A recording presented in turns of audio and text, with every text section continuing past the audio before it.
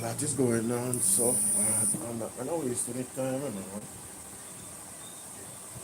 Let me just organize myself here, you see. Let me just organize myself here.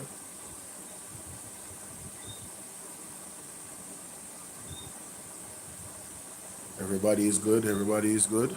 All is well.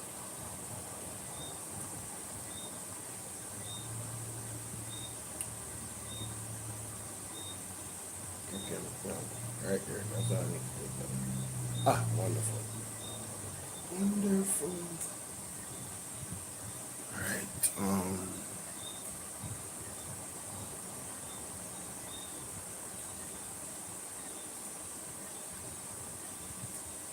How you guys doing? How you guys doing? How you guys doing? How you guys doing?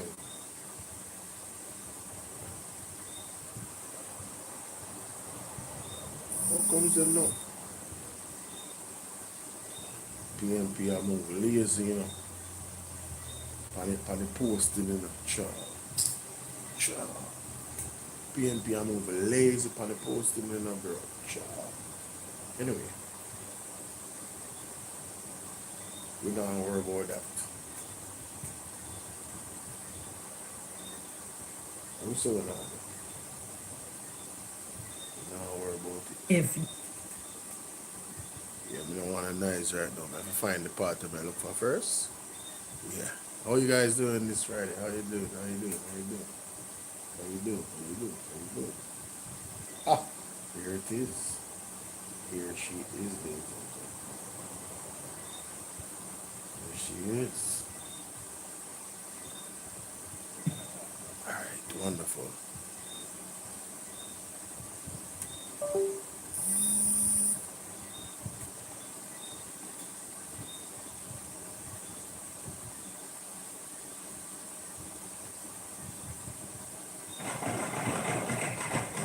right, so 3 hours. Okay.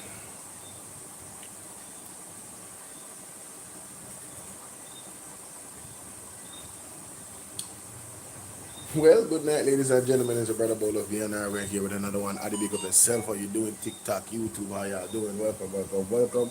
Welcome, welcome, welcome, ladies and gentlemen, to the platform.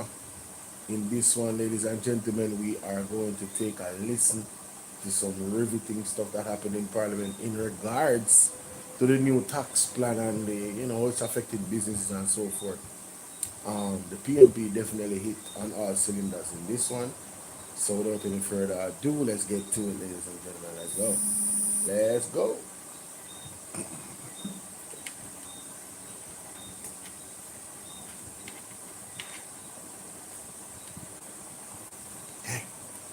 There we go.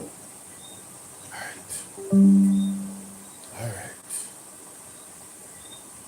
Let me share the screen first.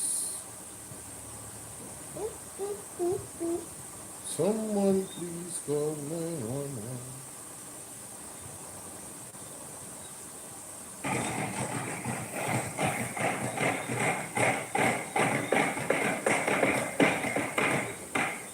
Senator Anderson. I got it. 1 second, Mr. President.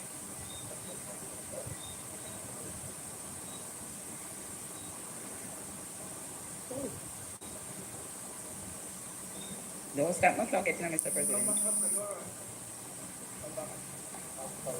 Monica, how are you? Good night. Senator Anderson, you can go ahead. Yes, 1 second, Some Mr. people President. on TikTok are Oh, I'm doing sorry. Yes, I didn't realize that. Okay, fine. like and share, like and share. Welcome everybody.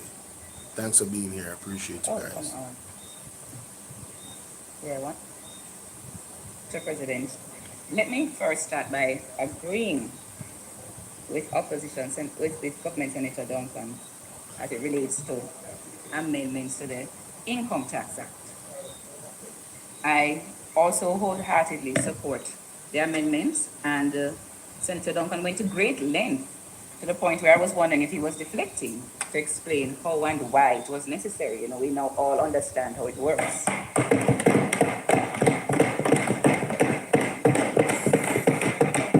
So I want to spend I want to spend the majority of my contribution this morning speaking about the amendment proposed to the Asset Tax Act, because I don't think, as Senator Small Ferguson stated, that the issues that the industry is facing has to do with the date of filing or the date of payment.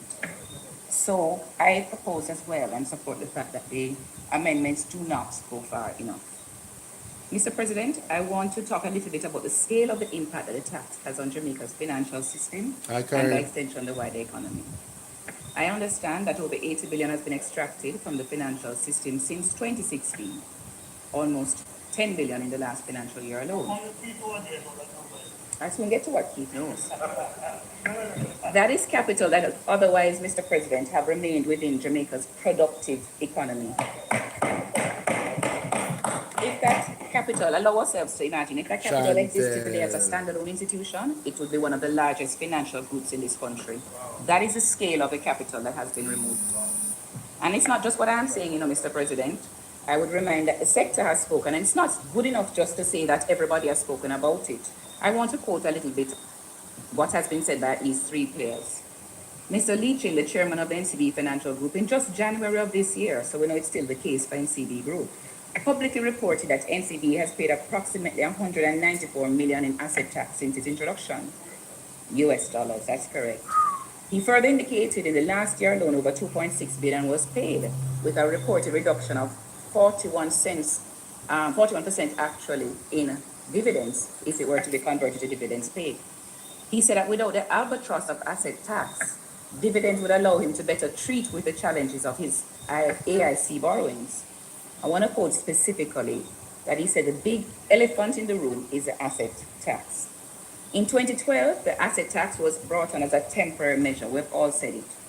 When I saw that, he said, it reminded him of the case in Canada where taxes were imposed in 1990 as a temporary measure to fund World War I. In Jamaica's case, Mr. President, the asset tax was in 1919, sorry. In Jamaica's case, Mr. President, the asset tax was brought on as a temporary measure for 3 years and is still here. Yes, through JLP and PNP administration, but the JLP administration boasts of how well the economy is doing. The PNP had to bring it on at a time to save where we were.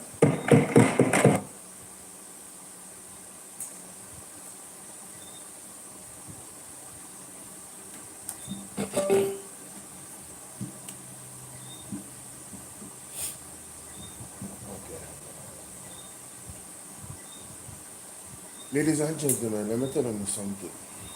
You see, this is a hill that I am going to continuously shout from the top from.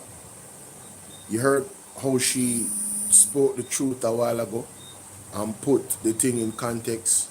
It is a question that I have been asking for the longest.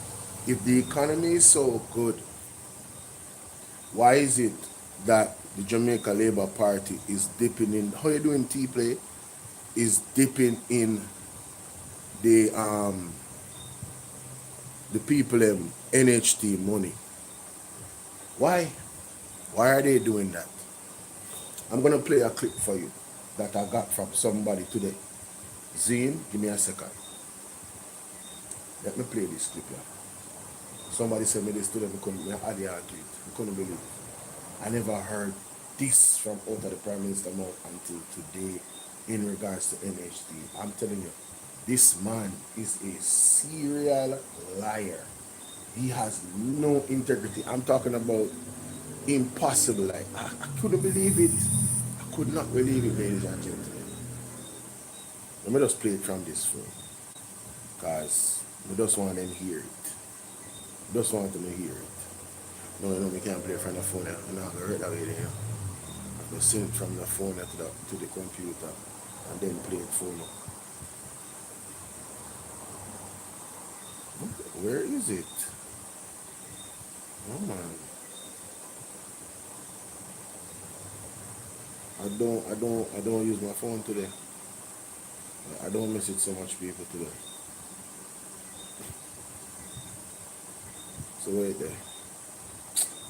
Somebody send me a Facebook link with the video, man. I'm checking Facebook. Hopefully me did share it. Come on for that. That's some of my mind working up, people.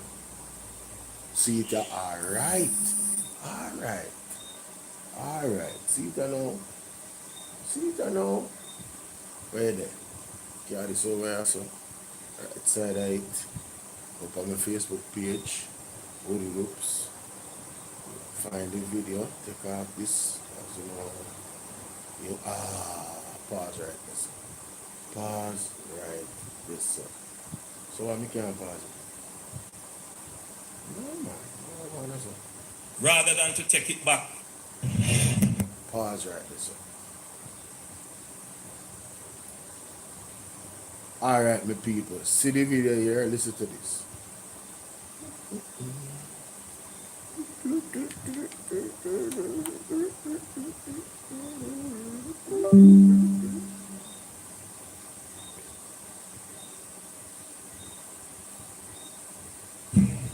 We will bring down the interest rates on mortgages, but we will use the NHT money to build housing rather than to take it back to go pay the IMF. Your money that you save for house should be available to you to build house, repair your house, improve your house, and buy land. Back to go pay the IMF. Your money that you money to build housing rather than to take it back mortgages.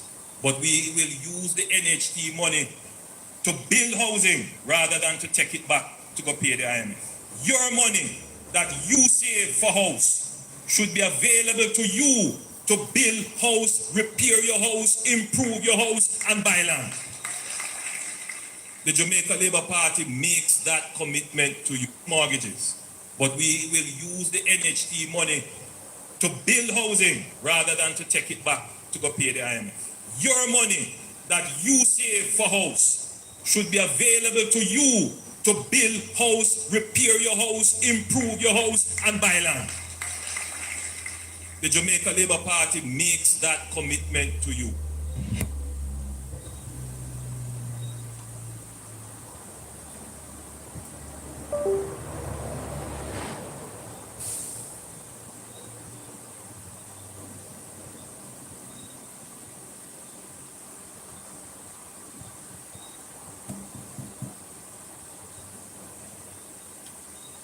So people, I'm hear Andrew for myself, right? Not my word, you know. See him say so. That's the commitment he made.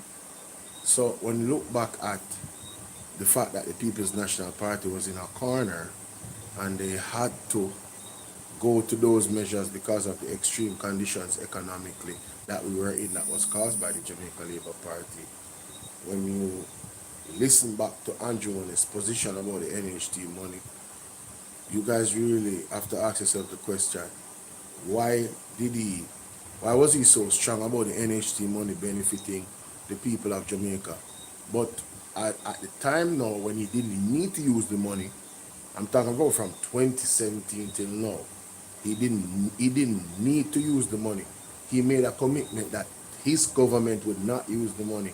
Now, not only have they used the money up until now, 2025, they are making excuses to use it another. They are making excuses to use it for another 5 years, ladies and gentlemen. Which you, the people of Jamaica, in all around Jamaica, the western part of Jamaica, eastern Portland, St. Anne, St. Mary, Westmoreland, St. Elizabeth, St. James, Hanover, and other parts of other Jamaica that people have lost their homes would need the NHC to be focused on building them low-income housing and helping them out to put a roof over their head so they can have some stability in their life. No, that's not what Andrew and his government is doing. Andrew and his government is actually making sure that they take that money. I mean, you cannot make this up. So his word in terms of commitment does not mean anything to me personally, based off his own actions. I don't know about you guys, but let's continue. Was brought on as a temporary measure for 3 years and is still here. The present fees were imposed in 1990 as a temporary measure to fund World War I. In Jamaica's case, Mr. President, The asset tax was in 1919, sorry. In Jamaica's case, Mr. President, the asset tax was brought on as a temporary measure for 3 years, and is still here. Yes, through JLP and PNP administration, but the JLP administration boasts of how well the economy is doing. The PNP had to bring it on at a time to save where we were.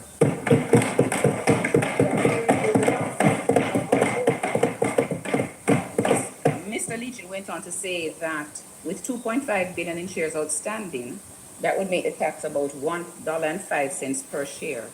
Compared to the 3 dividends payments he made of 50 cents in each quarter, a total of $1.50 per share, the dividends could then have been increased to $2.55 per share. That's a 41% pay cut, as he explained. So who wants a 41% pay cut, Mr. President? Who wants one? I would say not the pensioners who hold a large shareholding of shares in groups such as the NCB Group. Public disclosure by the JMB Group indicates that the institution has paid over $9 billion in asset taxes since the tax was introduced. Senator the Honorable Keith Duncan, in his capacity as Group CEO of JMB Group, has publicly stated that the asset tax is distortionary, and I think he echoed that again this morning. It depletes capital, it constrains the ability of financial institutions to expand lending and investment. As late as his 2025 AGM, he reiterated that this asset is not only is distortionary but not fair to shareholders, and that's why I'm focusing again on, Mr. President, the shareholders. What? It depletes the capital for the financial institution, but it's not fair to the shareholders. Wow. It also means that there's a floor, an invisible floor to lending, as it must be added to the cost of doing business, and I believe that Senator Duncan also said that. I would ask if it's still the case for JMB, but I understand the position that Senator Duncan may now be in, and so I will ask him to answer the question this morning. As shared by Senator Small Ferguson, the PSOJ president made an appeal to the Minister of Finance in 2023, and in 2024, again, he reiterated it when the 2024-2025 budget was tabled.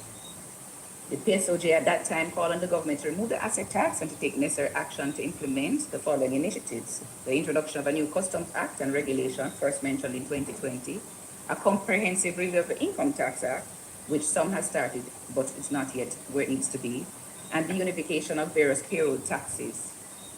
So, Mr. President, in summary, I trust it's not a position, this position of the asset tax and the need to remove it is not one on which any responsible CEO would vacillate, given the far-reaching applications. You see, Mr. President, leadership is not convenient and principle is not convenient.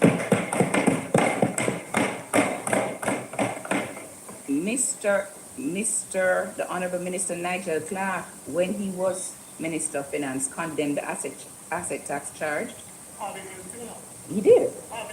Oh, wow. Leadership is not convenient, though, Lammy. Leadership is not convenient, and principle is not convenient. At the time, Minister Clark said he was philosophically opposed to an asset tax and reiterated that he believes it counterproductive to economic activity. He was of the view that people take action to avoid tax that would be deleterious to the economy, because they would shift assets outside of Jamaica, not doing Jamaica any good. So, Mr. President, the recent utterances from the Minister of Finance, the Honorable Minister Faber Williams, Can you hear me now? were unclear at best. No I'm sound not sure again. who plainly understands the direction she's pointing us in. Despite ongoing pressure to remove or reduce the tax, she has said that a rollback will only begin as soon as the national budget allows. What does that mean? What does that mean? I don't know. Government policy, perhaps. Some my questions, Mr. President. Are there specific targets? I know targets is what I think you're familiar with. Ooh. Minister Hill. Are there specific targets to be met? Define. I would like the minister, the honorable minister, define when the national budget allows. What does that mean? Further, why not disclose a targeted time period in which to reduce? So we would welcome some kind of direction around within which years you want to target it. Following the attainment of whatever targets, because we don't know the targets. The people of Jamaica don't know the targets. Well, remember, they told me in my first sitting in the Senate, that the Honorable Don Webber used to say, what gets measured gets done. So my request is on behalf of the business community. Allow businesses to plan. Where is the engagement Where is the engagement with the business sector? How can a blanket commitment be accepted when there has been a lack of credibility with commitments? Having sacrificed, the case must be made, I believe. People must know why they're sacrificing and for how much longer. So in summary, Mr. President, I reiterate, dividends and retained earnings do not only accrue to large shareholders, they accrue to pension funds, retirement accounts, and ordinary Jamaicans whose savings are invested in these institutions. It is income foregone. Should I remind us all that during COVID, when pensioners did not get dividends, there was a lot of cry around prescriptions and medication not being able to be bought? Without the asset tax, that capital could have been otherwise reinvested to fund growth. It is productive capacity which is removed from the Jamaican economy. Mr. President, asset tax penalizes capital formation. It taxes assets regardless of whether those assets generate income. It reduces the ability of financial institutions to lend, with a lot of small businesses and medium-sized businesses will require money to that's a grow. fact. It reduces investment capacity. So the bottom line, it suppresses economic growth. Financial institutions are central to national development. They finance housing, they finance business, they finance infrastructure. When capital formation is penalized, economic expansion is constrained.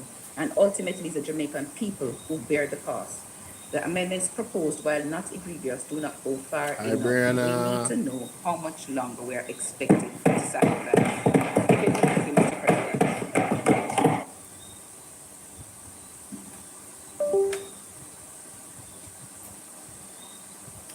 So,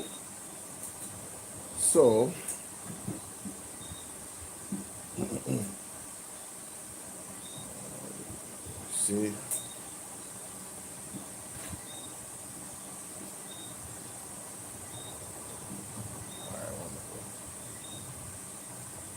wow. So, ladies and gentlemen, Miss Anderson definitely put the Jamaica Labour Party on the chopping block a while ago in terms of dropping just the facts, right? And I'm saying, she said something about the economy and how, they told us that the economy was booming and there's prosperity, right? Then what is going on now where they have to be coming at people with these taxes? And what she's explaining, is that the economy is going to tighten because of this, right? And I'm saying, guys, look at your screen. Andrew Ones accepts the $28 million salary. At a time like this, me personally, right, I said this. I said, why isn't the government sacrificing anything? Why isn't the people in Parliament, why aren't they the ones that are sacrificing their salary? Cut it down to 30%, right? Whatever you were getting or whatever you were projected to get, cut that down by 30%, ladies and gentlemen, just to help out the people of Jamaica. So now we must, as the poorer class, right, must be down here. Andrew Ones is now accepting $28 million top up, right? The Office of the Prime Minister has announced that Dr. Andrew Ones accepts full salary and emoluments attached to the office, retroactive to September last year. That means Dr. Ones will now earn a salary of 28.5 million, 28 bank accounts, 28.5 million. This is up from the current salary of just over $9 million. So you're telling me that Andrew Ones was only receiving over $9 million? I don't believe it. The decision was announced in a media release on Friday. According to the Office of the Prime Minister, following careful review and internal consultation, it was agreed that the Prime Minister should accept the compensation structure previously set for the post. In May 2023, Ones declined to accept an adjusted compensation package following fierce public backlash against the salary increase granted to the political directorate. No, so You see, I tell you, Andrew worked back way, at the time when things were not as bad as now. He didn't accept it. That's what they're telling us. I still don't believe it. And now, when things are extremely bad, this is the time for him to not accept it. No, he accepts it. But everybody else is going to get destroyed by this tax package. Man, listen, bro. Telling you, man, these people right here, let me know what y'all think. Big up to Miss Anderson. She definitely took them to task with the facts. It was irrefutable, and I mean that was that was abuse. She knocked them out from the first round, and you know the ref did not come and say, "Yo, stop the match. He's getting plummeted." And she just continued to beat them with it. She continued to hit them with it, hit them with facts. Everybody's on the floor. The entire financial team of the Jamaica Labour Party was destroyed in that one address that she made, ladies and gentlemen. In that one address. So big up. Alright? That is it. And to close, in terms of this particular reaction, when I tell you that the Jamaica Labour Party is the weapon that is found against this country, these are the things I'm talking about, ladies and gentlemen. They operate in reverse. They never do things in the order for us to have real, growth and prosperity, right? So they don't follow procurement rules when they should not accept an increase. That's the time they want it. You know what I mean? I don't know, man. It's really just, I'm so tired of these people. I don't know about you guys, but I am really tired of these people. Trust me. All right, so that. I really have to put those together. Can you believe it, guys? Can you believe it? And Jones accepts $28 million at this time. At this time. Tell me the truth, guys. Would you accept it? Given how people are homeless. You accepted 9 times 2 is what? 9 times 3 is what? He tripled his money at this time. You're telling me that Andrew Honest needs money? You're telling me that Andrew Honest need more money in his pocket? Him and his wife. Yo, this man is the wickedest individual ever, bro. Ever. Yo, this dude, man. This dude right here, boy. Wow. You may not realize this. Yeah, I did not realize it. I didn't realize it. Sure didn't. I sure did, ma'am. Oh, yes. Sorry about that. Yeah, there we go.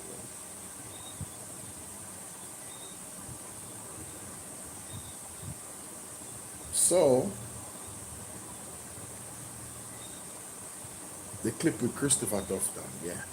I need a clip with Christopher Tufton. Andre has that on his platform last night.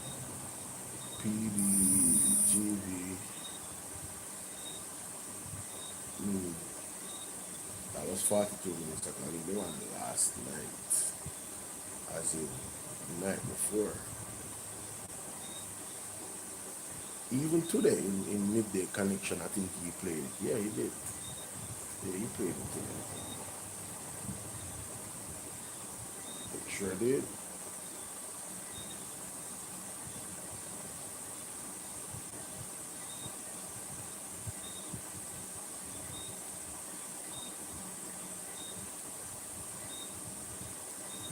Here it is, yes. Yes, right here. Stop. Hey. Alright, come off. Alright, this alright. Alright, this is Jamaica, alright, this one.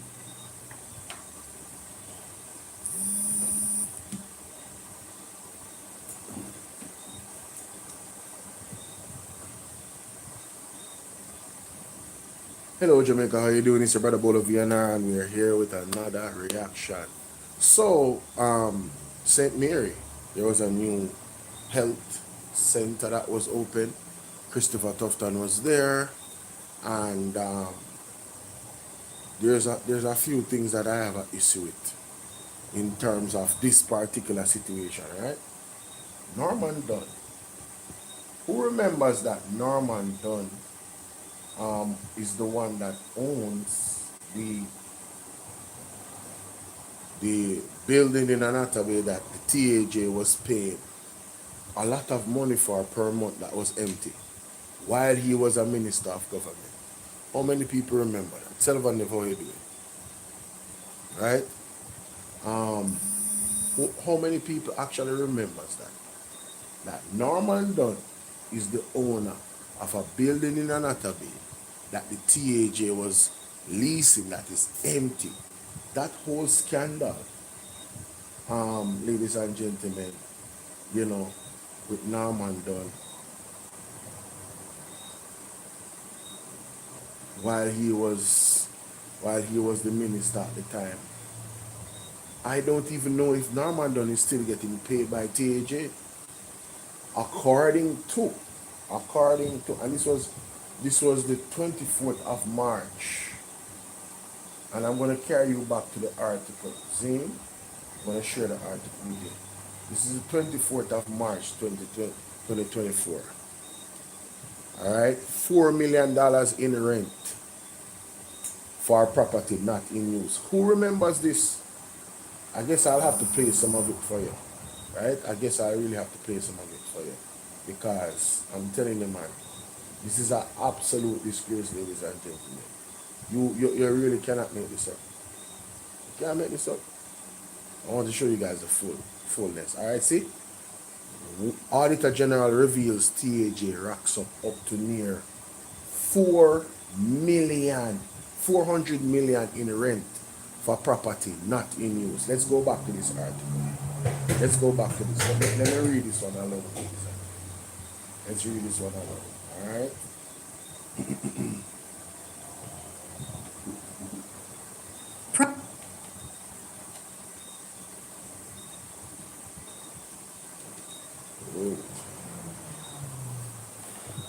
You know, say something turn off. God have mercy.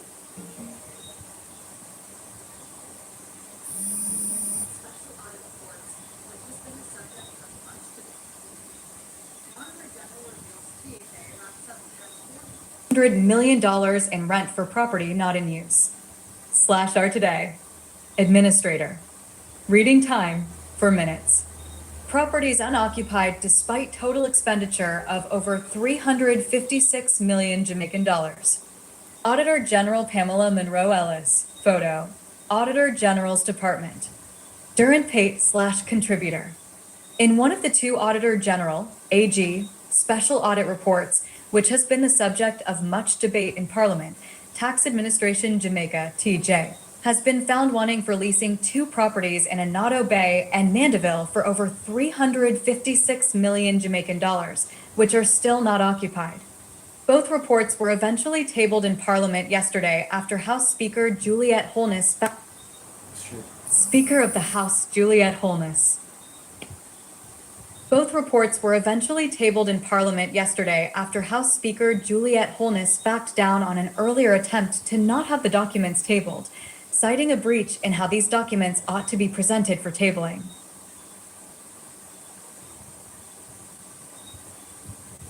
I'm not gonna make that slide. Sorry. Forgive me for I'm not gonna make that slide. I'm not gonna make that slide. So ladies and gentlemen, want to hear that? Juliette Holness. Juliette Holness. You hear what them say she do? She tried to have the documents not tabled citing a breach in how these documents ought to be presented for tabling. It was such an egregious report.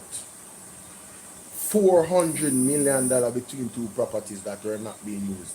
And Norman Dunn, we still don't know the name of the person that actually owns the other property.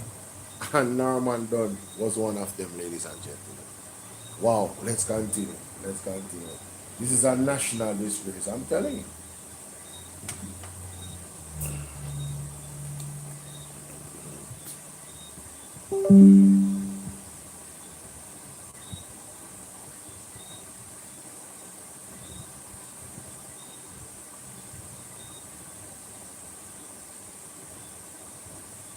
Tabling. Details of allegations. Speaker of the House Juliette Holness. In the first case, Monroe Ellis reports that her department conducted a special audit of Taj's leasing arrangements in response to allegations that the sitting member of Parliament, Dr. Norman Dunn, through his private company, bought a commercial building within his constituency, a few meters across from the existing tax office, which was subsequently rented to TJ for approximately 700,000 Jamaican dollars per month. The property was leased to relocate the Taj's office in St. Mary. It is alleged that approximately 8 months' rent has been paid, but the building is yet to be occupied and renovations have not yet commenced. Based on the allegations, the August department sought to assess whether there were breaches in the Taj's policies and procedures, as well as the Government of Jamaica, GJ, guidelines. During the audit, Monroe Ellis determined the information received in the allegations were true. However, no evidence was presented which suggested that the sitting member of Parliament, who is listed as the director of the private company that owns the Anado Bay location in question, interfered with the Taj's procurement process or influenced Taj's decision to lease the property. Findings. Logo for Tax Administration Jamaica. Photo, Facebook @ on January.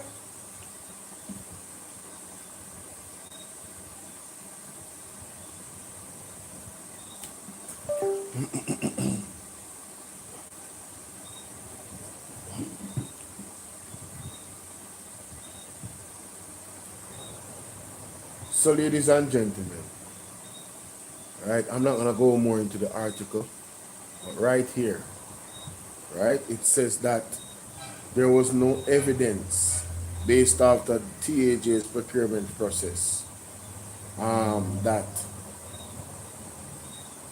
it influenced their decision to take the building that Norman Dunn took. I really don't know why it wasn't a breach of some type of law in terms of the procurement, but there should be a breach. And if you agree with me, type agree in the chat, because there's no way a sitting member of Parliament should be renting the government a building that is empty and not in use.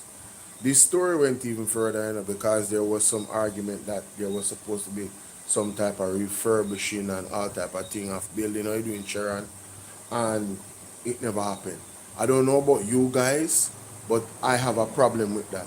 And I want to know if Norman Dunn is still being paid $700,000 a month for an empty building. Now we're going to move to the actual video, ladies and gentlemen, right?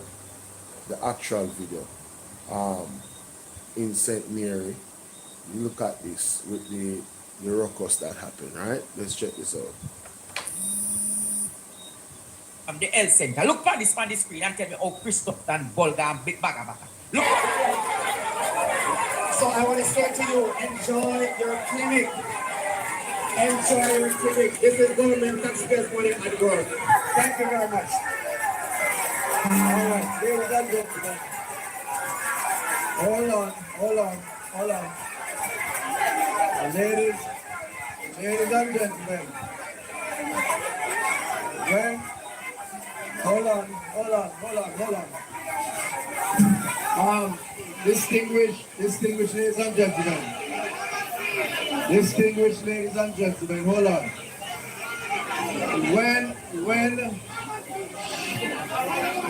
Hold on. when I said we were going to have a community dialogue, I never really planned on this kind of dialogue, right? I want to just say that it's exactly 3:19 and this meeting started 2:15, and I said it would be a 1 hour session before we go and look at the facility. Hold on for me. Hold on, relax. Hold on. Can I get some reverend to just bless the building so that we can go and open the building and look at the building, okay?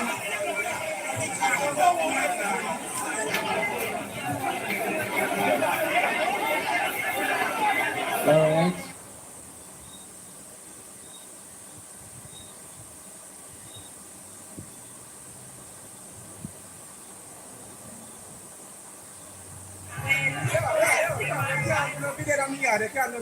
Come on.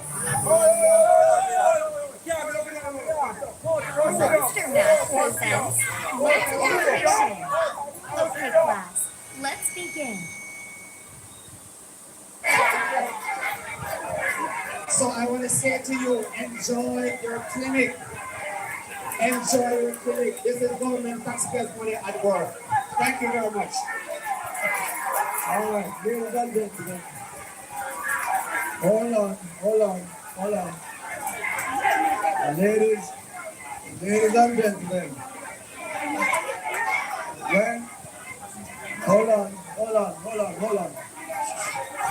Said the plan on this guy. And before we go and look at the facility.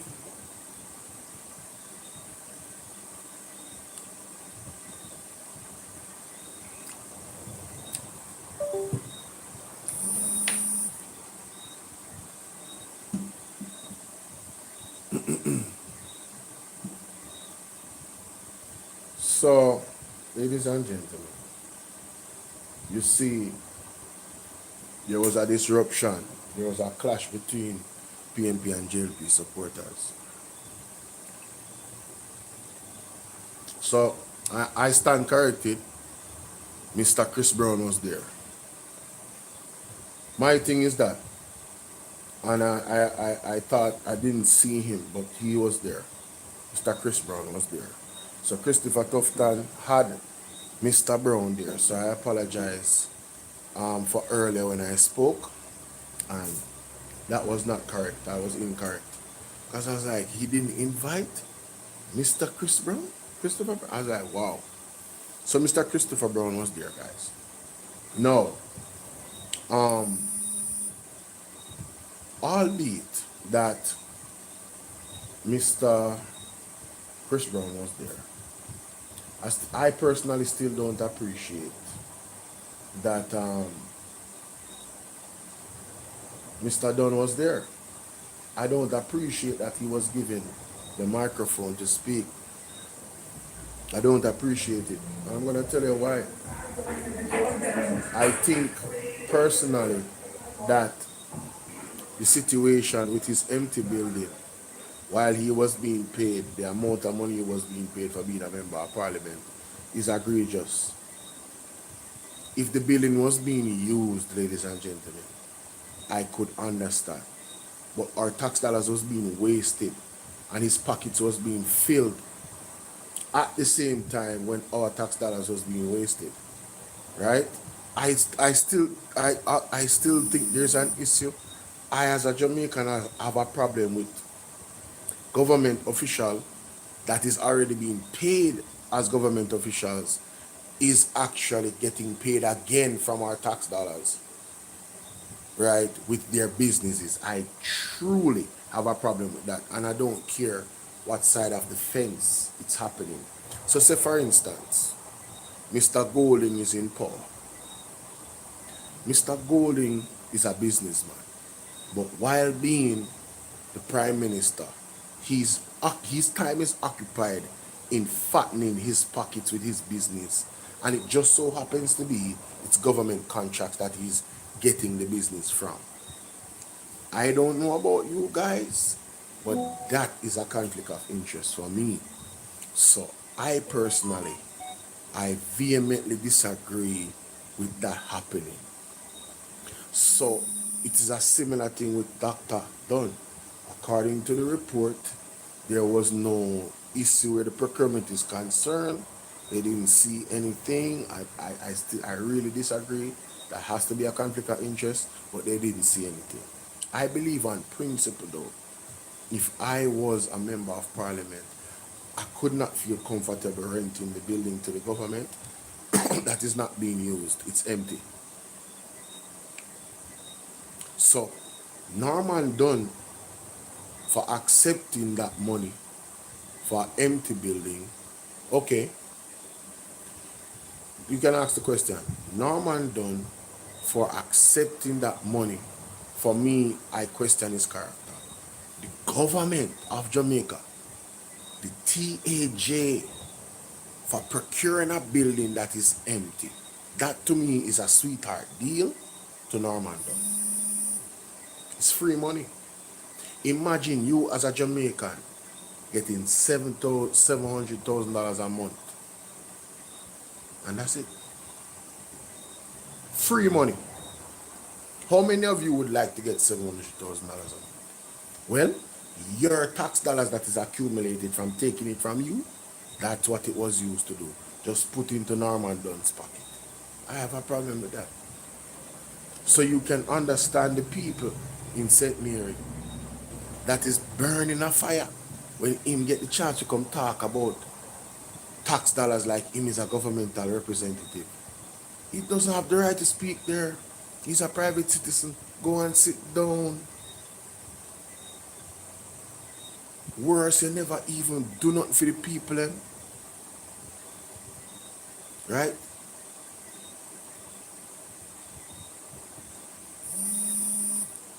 Yeah, that's what I'm saying. Me personally, if I was a government official and I pride myself on integrity, the optics alone from the building being leased to me and they're not using it, it's empty. Oh my God, I was like, nope, yo, listen, man. The building is not ready, so I can't lease the building. It's not ready to be used. It's not ready. Guys, it sat there for months, you know.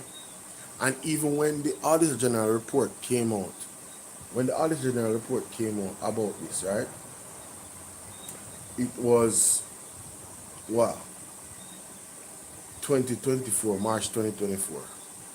According to this, I believe, and somebody can tell me if I'm wrong, some type of renovation was to be done on the building around September or something like that. September, yeah. Yeah. I believe it was around September. Right? So the building could be occupied. Right? So I'm saying, why would you enter into a lease agreement that, one, is that long, and two, you never have any clear plans as to how you would start renovating the building? See that based on the funds already extended, TAJ must urgently put in place the necessary arrangements for timely completion of its renovation projects to reduce the level of nugatory expenditure, especially at the Anatomy location, given the safety concerns at the current office. So they needed, Jetline, how you doing? They needed a new building, right? The money is being spent on the lease agreement, and no renovation is happening for months, and the money is being paid to Norman Dunn like this, just being paid to him. Where was the foresight to say, you know what, let's pause the lease agreement, let's pause it, because honestly, this is a waste of Jamaican tax dollars. And my God, after 5 months, $700,000 gone, sir.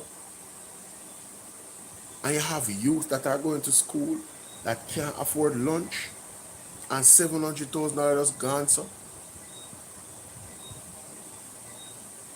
I have a problem with that, Joe. I don't know about you guys. So, yo, so you say, what you say now? I need to ask her a question. I'm waiting on the question. I don't see any question, right? So yeah, this is why Norman Dunn got the heat he got, ladies and gentlemen.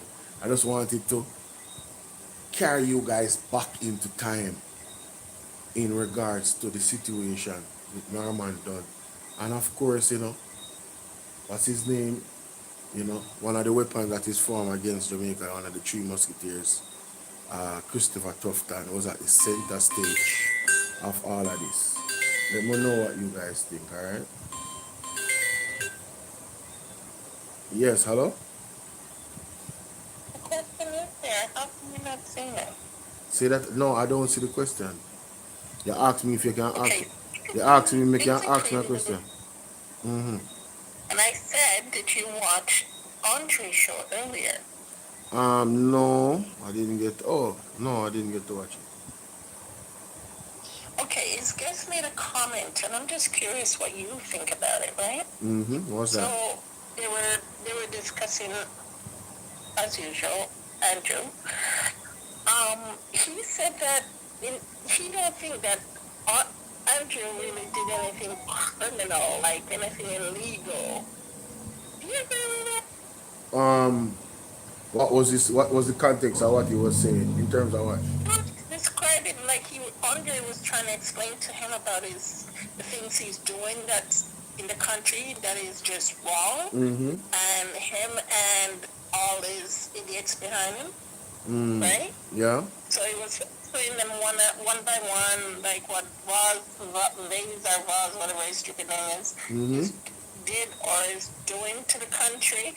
And he said he understands and he sees something, but he doesn't think he's really done anything illegal. I just don't understand. I don't agree with that. Well, legalities and wrongdoing is two different things.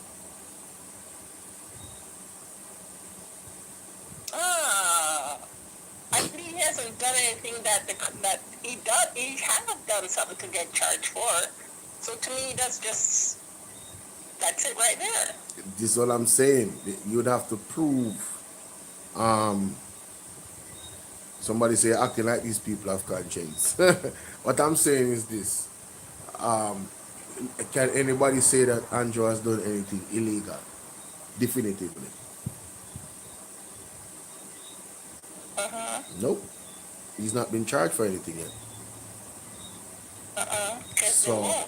So no, I will say this. What they have done to the Jamaican people, in my opinion, is criminal. Taxing. And they choose not to charge him. He should be charged. I mean, yeah, the situation with the IC, he should have been charged there because everybody else with a similar situation has been charged.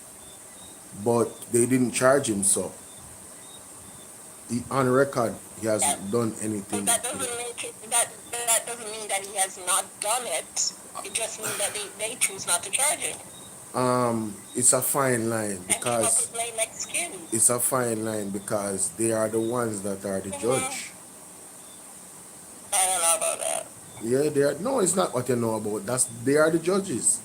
And when they looked at the situation, they said that based on the law, he doesn't need to be charged because he didn't do anything wrong. I'm not going to support that, but okay. Hey, yeah, I understand where you come from, but I'm just looking at it from because there is a youth where, I know the youth where you talk to, where they depend on it, Noel. There is a youth who try him try to speak, how would I put it now? He tries to be balanced in his commentary. Yeah, He doesn't do like us. You understand? Yeah, I get that. Right. So thank you so much for the donuts. Keep those donuts coming, guys, on TikTok. Yeah, he doesn't do that. But we out here in Jamaica is a little bit different. But I appreciate, the work that he does and everything, isn't it? And do on TikTok. Sure. Yeah. But I'll have to listen to it All right, no to really problem. get the full context of what Yeah, he was yeah. saying. But Okay. if you was to ask me if I believe that Andrew Willis and the rest of them are involved in things that are You know your nefarious, belief has been talk yes, about it already. yes, thank you very much. But Yes, God sir. and time, all things shall be revealed. Okay. Yes, yes. All right, you don't want to. All right, sweetie. All right, thank you. Yes, gentle people. Yes, gentle people. All right.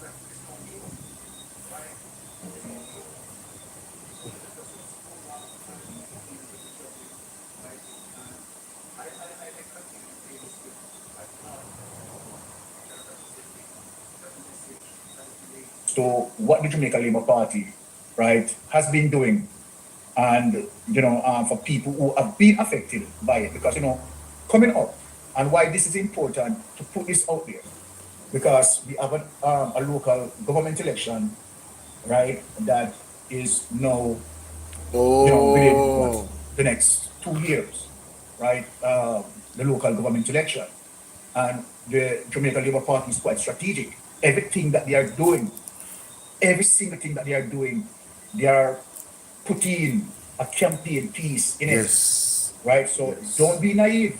yes. Don't be naive. Listen, the Jamaica Labour Party is always campaigning.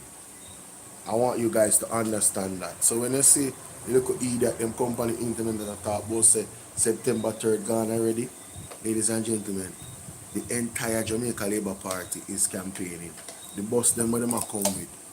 A campaign, them a come campaign with the bus them, the procurement at the bus them. I bet say you hear the music as prop. After them buy the old bus them and car come to Jamaica Daryl Vaz. After Daryl Vaz car the old bus them come, ladies and gentlemen, no, you see them around come talk about, oh yes, we're coming in with some new buses. Hmm? Them two skill. In Jetline, them two skill. If they are fixing a road which they're responsible to do, right? You're the government, you're responsible to do it. If you notice, they went up there, the PR, that is a campaign piece that they are putting in, right?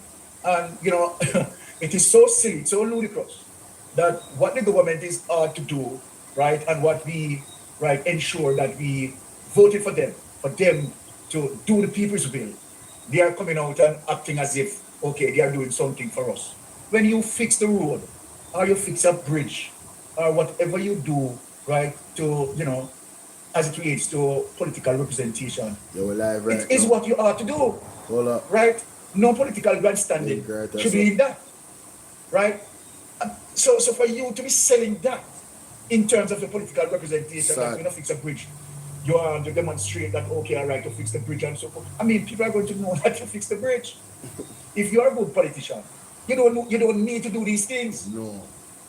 Now, the very same thing, and this is why the Urban Development Center, St. Thomas Urban Development Center, now becomes such a detriment, right, to the Prime Minister himself, because of what the Prime Minister liked to do. And, he went in, lied to the people, shape a narrative that, okay, the St. Thomas Urban Development Center, right, is going to be up and ready. And you see the same thing come and haunt him, right, as it relates to what is coming out now. So I am telling the Jamaican people, right, to look out for these things, and it is important that we continue to repeat these things. And so then what Kenny Knight was saying was alerting Jamaica of what is happening as it relates to the Jamaica Labour Party. So my people, please, here is... And people don't seem to understand this, but money is not easy to come by. You ask people for donations and so on. They give you some. I don't want to tell you who was Oswest's largest donor. I don't want to tell you who gave him the most money. But I'll tell you this. Much of the money that the Labour had spent in this election was money that they stole from the people themselves. They stole that money and they stored a part of it to use in buying votes. Wow. It is not through the generosity of others that they were able to get the whole set of money that they had. This was as a result of them stealing $14 billion from the public purse. 14 billion, that's $4.6 million from every single Jamaican, including the baby, including the beggar who has to pay GCT. Oh. And then they took it and they bought my black brothers and sisters. This is a return to slavery. That's what it is. But this time is not the white man buying the black man. It's the black man putting up himself for sale to anybody, whether black or white. My brother, we are going to regret this. I will be gone. I will be gone. But black people going to regret it. Because the time is coming when not one single person coming out of North, East St. Catherine will be able to become a member of parliament. Not one. Only the rich, the very rich, will be able to become members of parliament, to plunder the public purse some more and steal some more and let themselves get richer. I'm told that Michael Mann. All right, let me stop. Share that. Whoa. And let us just have a little reasoning. Let us just have a little reasoning here, Jamaica. Right? For Katie Knight, right, to speak out so in clear terms, and tell you exactly what the Jamaica Labour Party has been doing. If you notice, Jamaican people, and I'm playing this for you to be wise. First, may I hear it? Think through these things. First, may I hear the audio there? And you notice not one person can come out and say he's lying. Yeah. Because they all know it's true. Wow. They all know that it's true. And they know that if they challenge KD Knight, it is going to be serious exposure for them. So what they do, they just make it, just go by, and their tactics is just be silent, don't respond to KD Knight, and it will die. It is our responsibility to bring it to light, to show Jamaica what the Jamaica Labour Party has been doing, right? Illegal campaign funding, right? Drugs, right? I mean, trust me, extrajudicial killings, you name it. It is that bad. It is that terrible. And while we are here speaking, right, the only way that we are going to be able to prosper, we have to get rid of the Jamaica Labour Party. The history of our politics, and this is why education is so important, and this is why I love the People's National Party so much as it relates to, Michael Manley, because I am not going to be, acting as if, everyone knows by now that I am a strictly Manleyite, right? Can't get that out of me. That's my culture. I've been cultured that way. I'm a strictly Manleyite. But the love for Michael Manley is through the love as it relates to educating his people. Yeah. Right? As it relates to the political philosophy of democratic socialism. And that is one of the reasons why Michael Manley, right, created NHT as an ease of comfort for low income home earners, distributors who are paying, right, should be, comfortable. And if you notice again what he definitely invested in, higher learning, right? Free education up to tertiary level. Who has ever done that? And this is, when it comes to, the deep thinking process and one should look as it relates to the philosophy of Michael Manley with, education and, and housing, right? It has never been watered down, passing on through the various political leaders of the People's National Party. It has never watered down, right? After Michael Manley, PJ Patterson, right? After PJ Patterson, Portia Simpson, right? Portia Simpson, right? Peter Phillips, right? And of course, Mark Golding. Never, and one of the reasons why I want you to, where you can do the research for yourself, to show you how much you understand the People's National Party have that love, right, in terms of developing the nation and building the nation. And you can make a clear comparison and contrast between the People's National Party and Jamaica Labour Party. True, man. Now, when it comes to housing, let me ask. No, Jamaican, on a big man level, like, guys, when people say that the PNP and the JLP is the same, I'm taken aback. I really have challenged everybody where that is concerned, even the UIC members. I don't know if you remember me having a conversation with one of them. And I was like, yeah, I can understand why you would say that, but I don't see it. When I look at the history between the two parties, I cannot see where the JLP and the PNP is the same thing. If you want to tell me that they are similar don't mean same. Because you can see some clear distinctions between them, how they govern. Things that the PNP do, the JLP will never do for the people. It is against their philosophy. They will never do it. I mean, never do it. And it actually benefits the people. It actually benefits the people that are classed as the one that are least fortunate.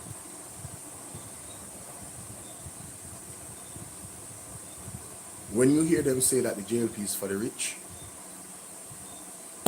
proven. The rich get richer under the JLP. But this JLP is a bit different, because some of the rich people also got scammed under the JLP government ruling. While they were ruling, rich people got scammed. SSL. So nobody no safe. Only people that we have for them friend and clique safe. In them syndicate, are there some money make? That small syndicate. That's how it works.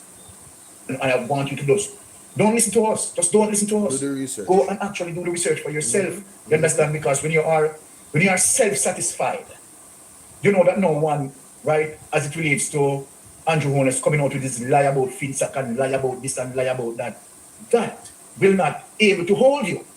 And so it is important for you, in terms of what we are saying, you go through Google and you confirm if Mystic Sensation is lying.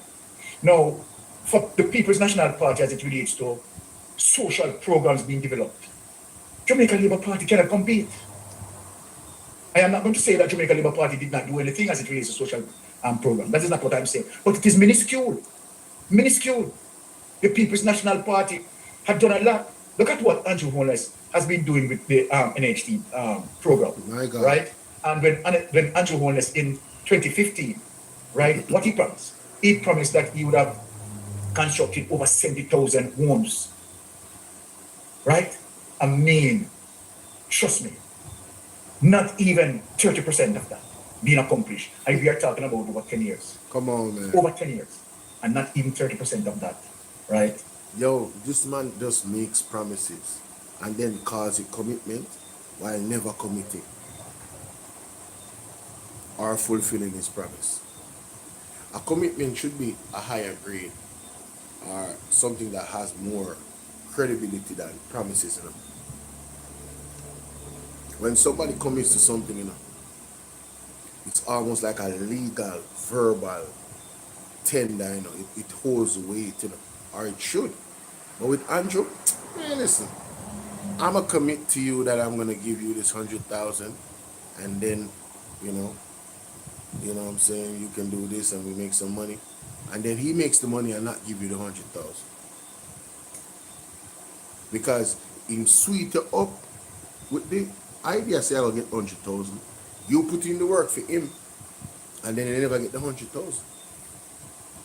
Just like what they do September 3rd, listen, we're gonna do this and this and that and that and that. For you guys, just give us the third term. We're doing well, the economy is right there, we're gonna grow it, let the prosperity continue, and then open your head. I want them blame. Hurricane Melissa. Hurricane Melissa make Andrew honest and in government don't fulfill none of them promise them when promise you know, September 3rd.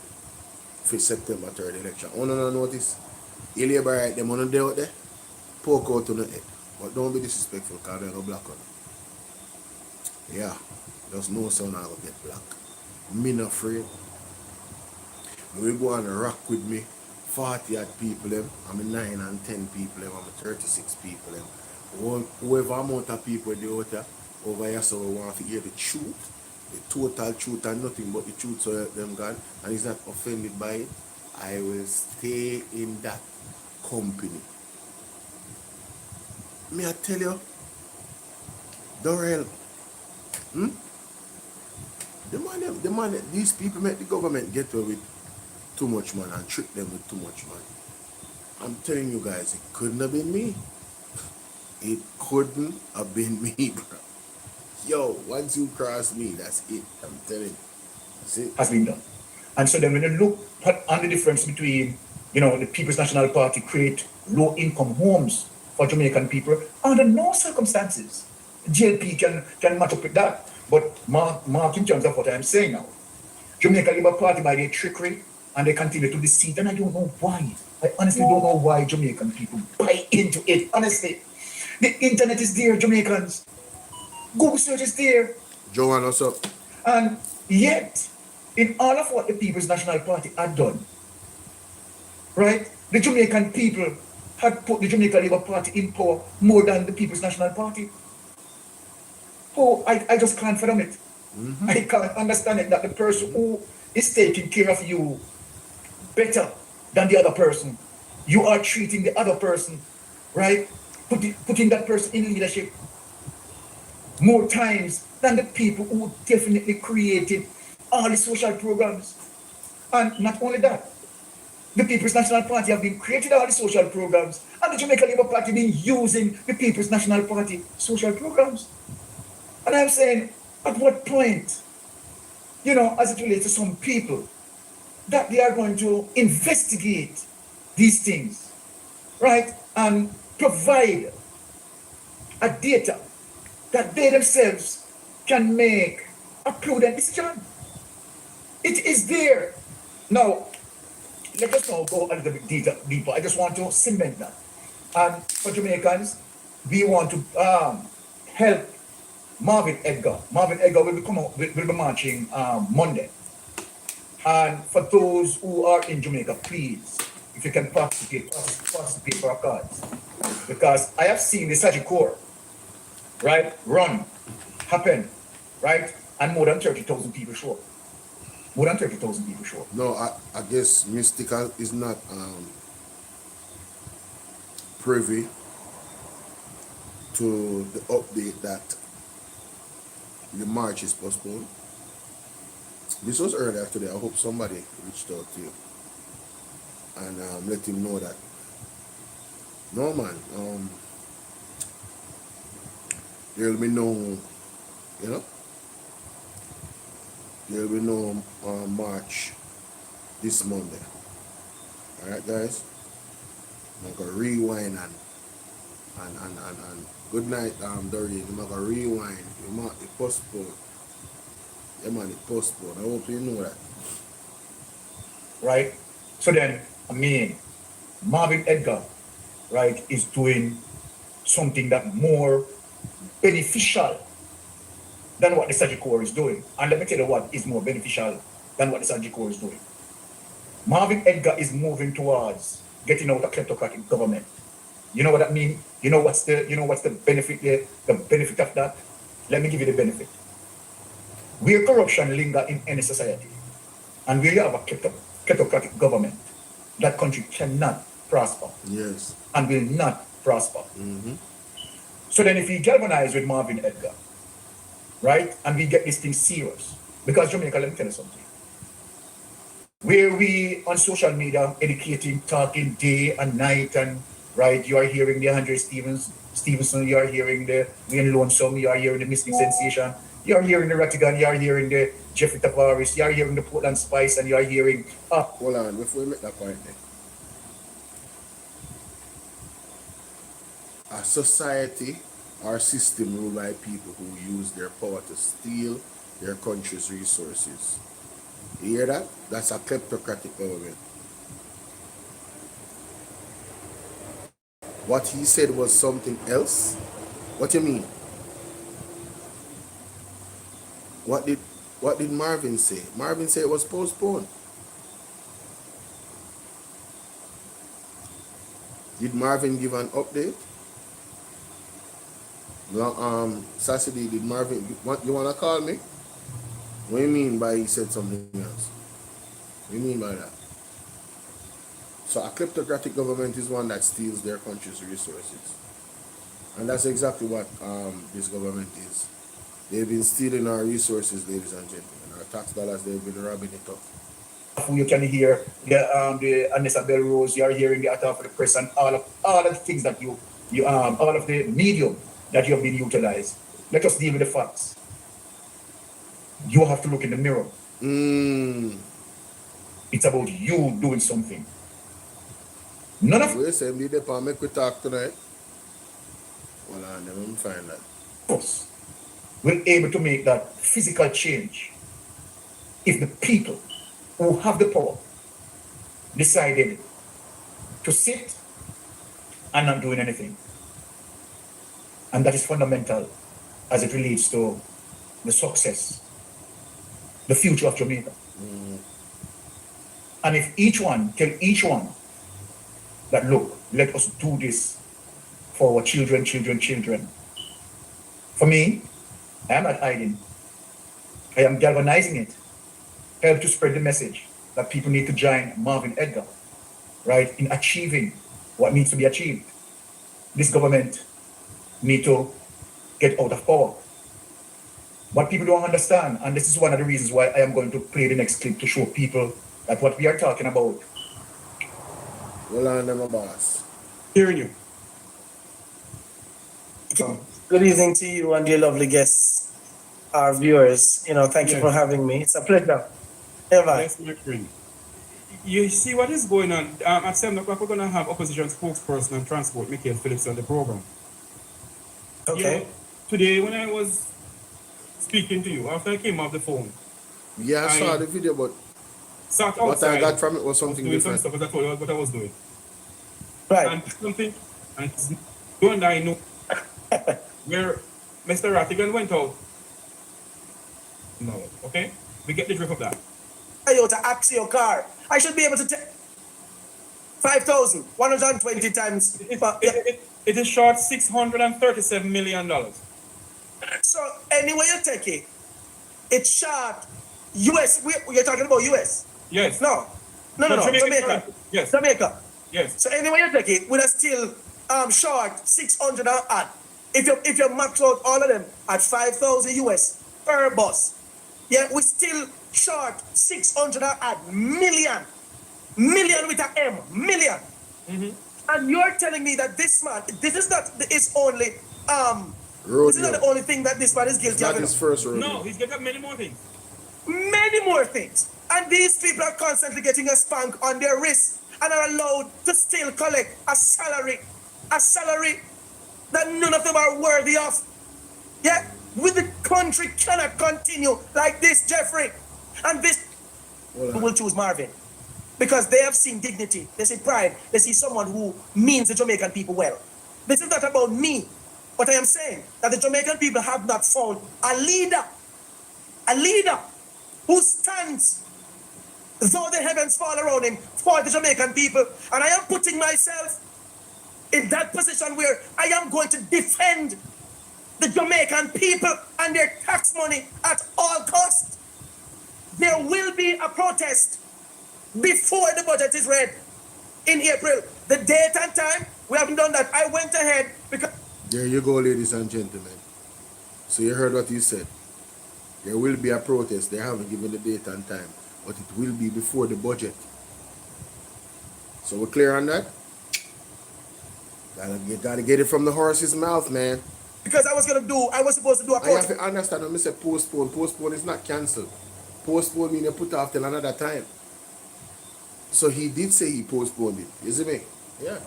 This Monday, the 23rd, until the Holy Spirit intervened, and many calls came in, which was in confirmation to my spirit. Yeah, that they want to be a part of it. We need to be organized. And you know what I did? I pulled back. I listened. And I can assure the people that as I sit here today, we're currently organizing what I believe is going to be one of the greatest stand that Jamaica has ever made in the history of Jamaica. Because we're going to lock down this damn country. And we don't have to burn things, and we don't have to call anybody the names. That's what I've been saying, bro. Yo, the quiet legal manner. I'm talking about, can you imagine 400,000 people for days? No movement.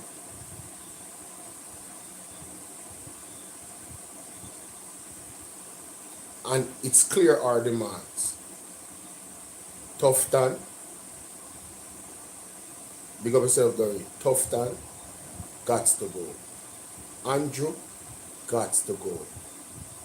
Daryl Vaz, gots to go. Them they on the head, them at top Monday. They gots to go. They gots to go. Juliet Oles gots to go. Can I tell you? Enough for she. She have to go with Andrew. Not just she neither. Them gots to go.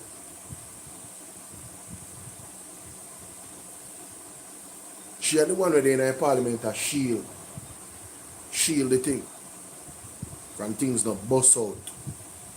She do her utmost best. You know? Don't trust her. She's not supposed to be in that position that she's in. All of them need to go. I could really name more people. To be honest with you, I really could name more people. There's people that not supposed to be there at all. Marissa Dalrymple. At all. Just at all. You know them with it? Go and sit down. Seriously. As an MP, she shouldn't be there. Bobby Montague. At all. Andrew Wheatley. At all. Where's something for the stop? What about them? Jamaica, that should not have been back in Parliament. Nobody talk about the Minister of Agriculture. Jesus. You know, so why time I don't there now, nobody left in that cabinet. I stop the truth. There's simple way. We simply come together and we're just not gonna come out of our house. We're going to lock down ourselves until we get answers. We're not just gonna lock it, you know. There are going to be demands. Number one, we need to know who the 12 criminals are. Now, Jeffrey, what did you expect if the country knew from the Auditor General and from the Integrity Commission that there are 12 politicians who are complicit, who are wanted for illicit enrichment, and the Prime Minister of the country and the so-called legal team put a gag order that we, the citizens who paid their salary, who they work for, cannot know who the 12 people are?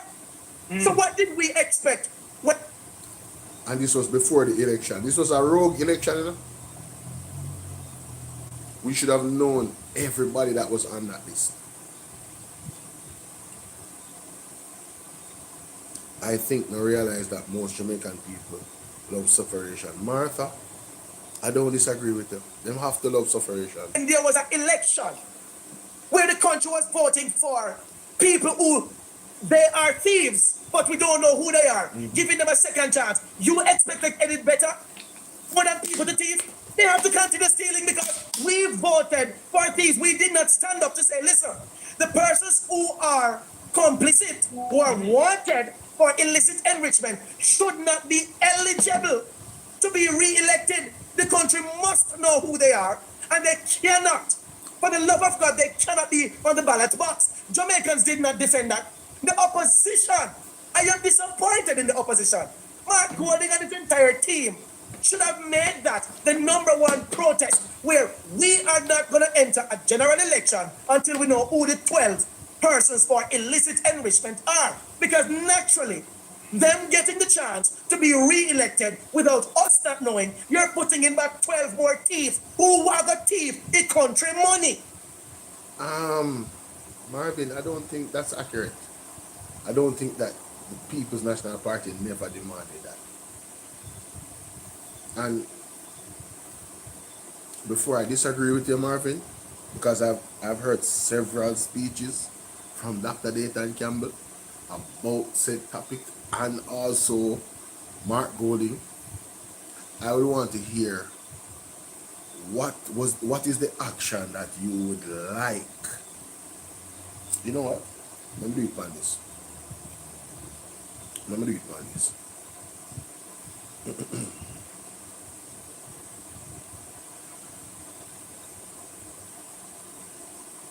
Let me do it on this because I would love to hear him answer. Alright, let me do it on this. I'm gonna tag him. I'm gonna tag the brother.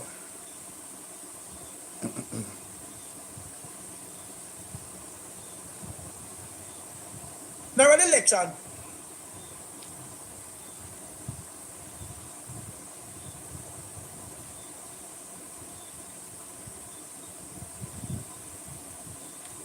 Alright, people.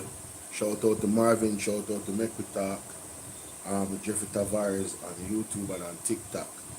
Listen to the argument from Marvin. I may have a question for you, Marvin.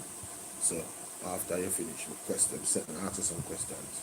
Hey, listen, the persons who are complicit, who are wanted for illicit enrichment, should not be eligible to be re-elected. The country must know who they are, and they cannot, for the love of God, they cannot be on the ballot box. Jamaicans did not defend that. The opposition, I am disappointed in the opposition. Mark Golding and his entire team should have made that the number one protest, where we are not going to enter a general election until we know who the 12 persons for illicit enrichment are. Because naturally, them getting the chance to be re-elected without us not knowing, you're putting in back 12 more thieves who were the thief the country money. Yes. And that's what we're having in the education ministry. 104 million. So, big up the General Marvin.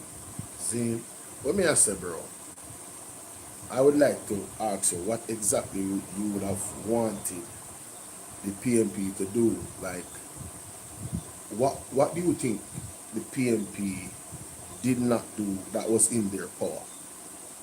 Should they have not embarked in the election in protest of the 12 thieves, and then would I just have a situation like in the 1980s when the PNP at the time never contest the election and then win all of the seat them? What you mean by you're not going to engage in an election? No, you're going to declare that no election must happen. I don't think it's in the power and the merit of the PNP to do that, because we were waiting on Andrew Owens to call the election and he was dragging it out. As a matter of fact, is the actual our actual laws is the one that forced him. He never really had a choice. It was that date that he put it was the date. And Dr. Dayton Campbell actually called it because he knows that he never had any other choice. Right? You said the entire PNP should have campaigned on that. Well, I can remember Dr. Dayton Campbell speaking, well, mostly about Andrew Owens' statutory declaration, right? And also Mark Golding and many others as well. As a matter of fact, to the point where the JLP, they were upset, and even in the debate, the Prime Minister said, they weaponize these statutory declarations and whatever.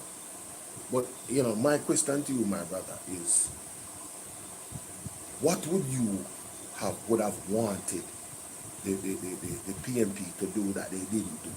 That is my main question. Because I want to know the details so I could have said, all right, you know, so I see what you say, and them need to know too, because suppose them could have do it and them did have the power to do it and them never do it. You feel what I deal with? So me want you answer me that, because me want to know. So make you start the conversation. Big up yourself.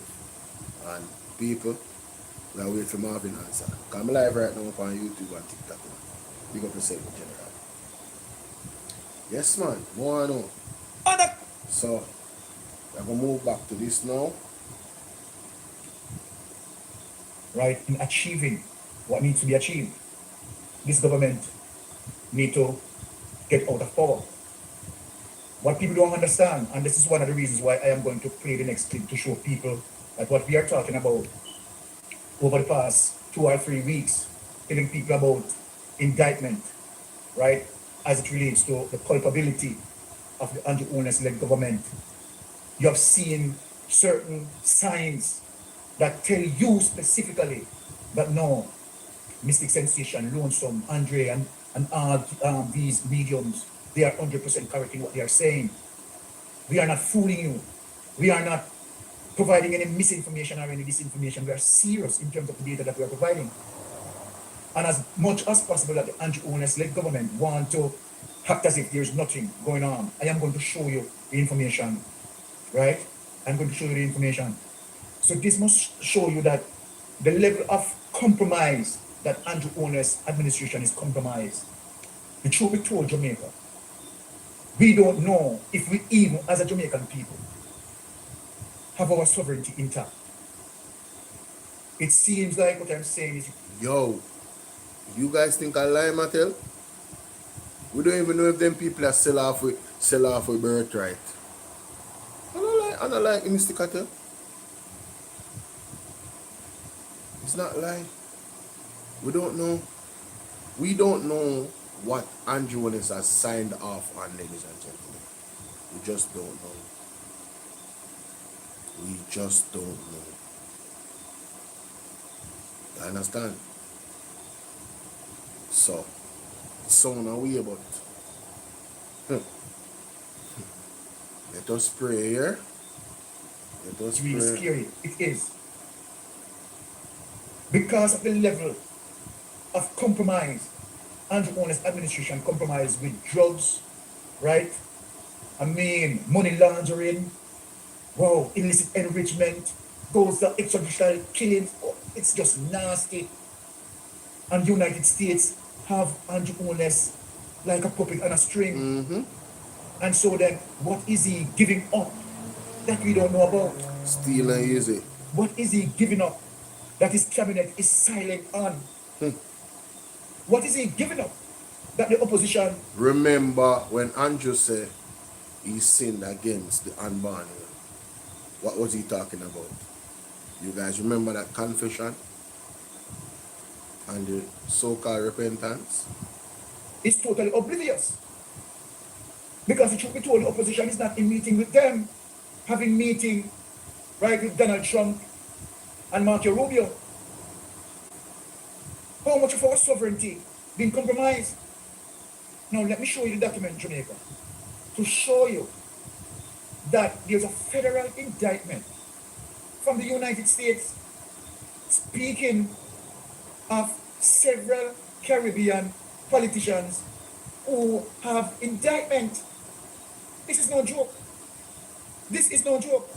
So I don't want people to come and attack me, right? Speak to the document in terms of what I'm going to present, right? Because we don't just speak on information or hearsay, right? We don't do that. We present things, everything that Mystic Sensation is speaking about. Mystic Sensation is going to show you the source document. I don't come and speak and I don't have the source document. Look at this, my Jamaican people. Let us read this, right? Let us read this. And this show you, right, that this is serious, right? So it is not about Maduro alone as it relates to Venezuela situation. Several politicians, and this is bad. Right? Look at this. This is a mess. When the doors closed last time, people opening the doors up again. Now, here it is, Jamaican people. Let me just big it up so you can see it. Right? Let me just make sure it's big enough that you can see it. Okay, I think you can see this. All right. Caribbean politicians implicated in a U.S. indictment of Maduro. Right? Now, we are going to go through the details. Now, a sweeping federal indictment filed in the United States against Venezuela President Nicolas Maduro. And let me show the date. Let me show the date. There's the date. Right? 1/6/2026. Hey. So this is not anything late that I'm coming up and show. There is the date, 2026, January 6th, right? So this is recent, right? This is last month. Let me make sure I get that out of the way. Now, a sweeping federal indictment filed in the United States against Venezuela President Nicolas Maduro and senior members of his inner circle has sent shockwaves across the Caribbean, with prosecutors alleging that unnamed political leaders in the region were complicit in a vast state-sponsored cocaine trafficking network.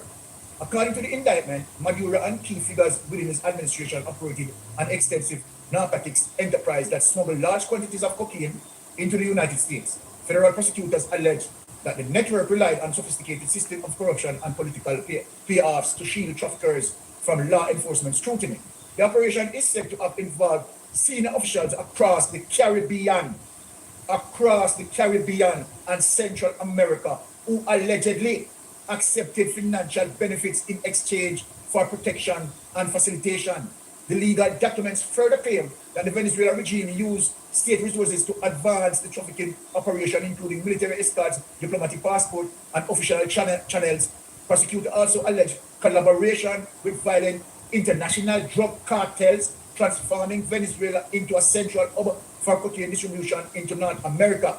Beyond narcotics trafficking, the incident accused members of Maduro leadership circle of engaging in a range of organized criminal activities, including state-sanctioned violence, kidnapping, and money laundering. United States Attorney General Pambandi said the charges are intended to hold the Venezuelan administration accountable for allegedly turning the country into a safe haven of global terrorism. Right? The indictment asserts that corruption linked to the drug trade permeated multiple regions. I want you to listen to this. The indictment asserts that corruption linked to the drug trade permeated multiple regions along, right, establishing trafficking routes. Right, along establishing trafficking routes.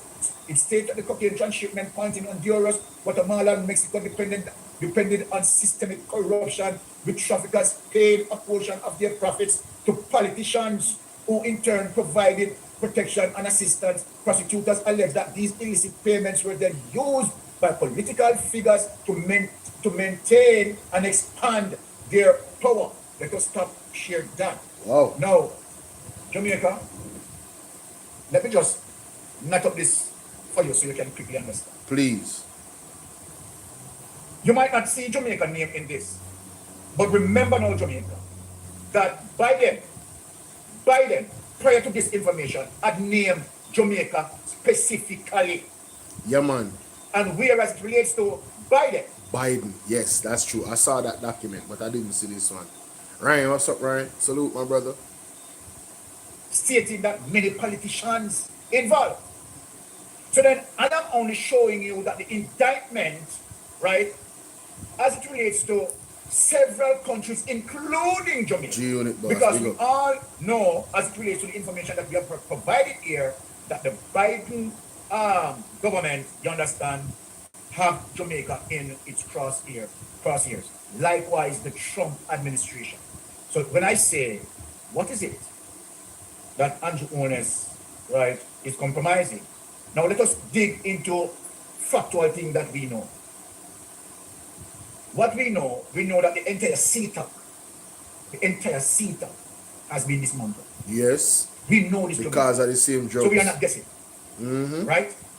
And the reason as it relates to why they were dismantled because of a drugs that used, right, as a tracking system, the drugs by the United States. The CTAC members of the CTAC ending up stole a large portion of that drugs. It was roughly about 5,000 kilograms of that cocaine, right, that CTAC members had seized, and they had taken 4,000 of that drugs for themselves, and where the 1,000 that put in the inventory, they also went into the inventory and stole from the 1,000. So here it is, where we are telling you the information, where we get internal information as it relates to what is on the DPP's desk. Right? And so then we know what is coming down in the pipeline. Yep. We need to apologize to everyone. Okay, I apologize to everyone. Now, let us move on. And again, we have to challenge Darrell Vaz again. Because as I said in the last live, and show the evidence as it relates to illegal campaign financing, right? And where also money being used, right, for personal benefits of these politicians, right, through the process of direct contracts, right, robbing taxpayers. And so they move with a level of entitlement. That they are entitled Simple to. purpose, how you doing, my darling? And what we are seeing that the DPP making no move to investigate. We're talking about investigate. Hey, let me tell you something. This a DPP or just come a while ago. I mean, simple pebbles. No, baby, don't do that. You notice how me I look on it, something mostly. So, I'm a dip on life on the tree, something there. So nobody, just calm down with it. Just, babes, just, you know what I'm saying? Just calm down. Yo, You have seen where the Commissioner of Police is making no move to investigate. And you know what, too? Sometimes I see you, and she may make a point.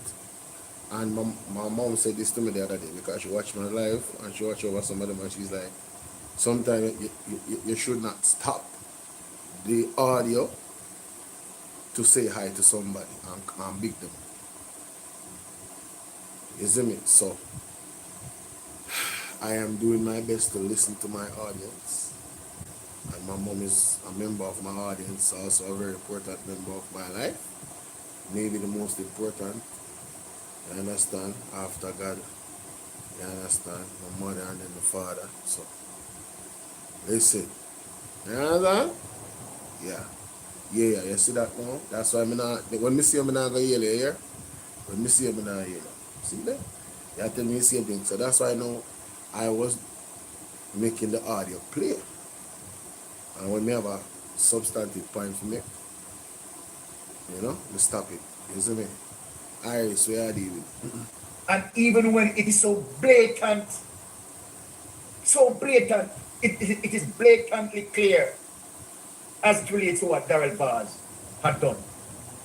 But can the DPP act? No. Because they make sure they hike the DPP salary. Consider this, my friend. When you have a DPP where the DPP salary move from $6 million yearly to $16 million, $17 million, or up to $18 million, depending on the benefits. It's difficult for that DPP wanted to prosecute Andrew Holness. I had played a clip where I found Andrew Holness saying that for some people, referring to himself, you know, this is all in use with reverse psychology, referring to himself, that if you have to pay to get around the toll, you will pay to get around the toll. Yes. And he came out clear with it. Yes, yes. That if you have to pay, right, to keep certain systems in place, that is going to get you off the hook. You are going to pay. And you have seen I play the clip. And I said, wow, that's exactly what he's doing. Exactly what he's doing. And he said, he doesn't play draft. He plays chess. Yep. He sure so these did. are the chess games. He sure did say that, Iris. Andrew Holness is playing. Controlling the criminal justice system, a portion of it. Right? And so then it is so difficult almost for the impossible system to work. Yes. Right? Because the persons who are supposed to carry out the investigators, Andrew Holness aligned with them very close. As a matter of fact, Andrew Holness, if people don't realize, just be keen and look, Andrew Holness is micromanaging the Commissioner of Police. Facts. He's micromanaging him. Facts. Andrew is not only micromanaging the Commissioner of Police, Andrew Holness is micromanaging multiple ministries. Why you think he put the ADPEM in the office? And all those other government agencies. He is micromanaging everything. As a matter of fact, I'll take that step further. For those who are avid watchers of Mark Stewart, you remembered when I think it was War Room Thursdays, and he was talking about certain items that is in the office of the Prime Minister in certain drawers, and how them lock down the office of the country with those artifacts that are in those drawers. You put on this over me head. Who remember when Mark Stewart did bust that out? In the realms of the spirit, him see all type of thing in the office of the Prime Minister. All type of ancient artifacts. Wagwan Black Loki. I am well, how are you, my brother? Who remember, ladies and gentlemen? Phoenix, how you doing? Yeah. So that is how they are controlling things. Carly said she remember. Sassy D is supposed to remember too, you know, but she busy. She busy. I lie down and I play a game on her phone. Me know her now. She'll listen to me and she'll look on the phone right now and say, oh, you know that. People, she'll lie down in her bed and I play a game on her phone, on her other phone, and she'll listen to the program. That's why she not type a while ago so she remember. Trust me. Managing M. Don't ask me how me know. Trade secret.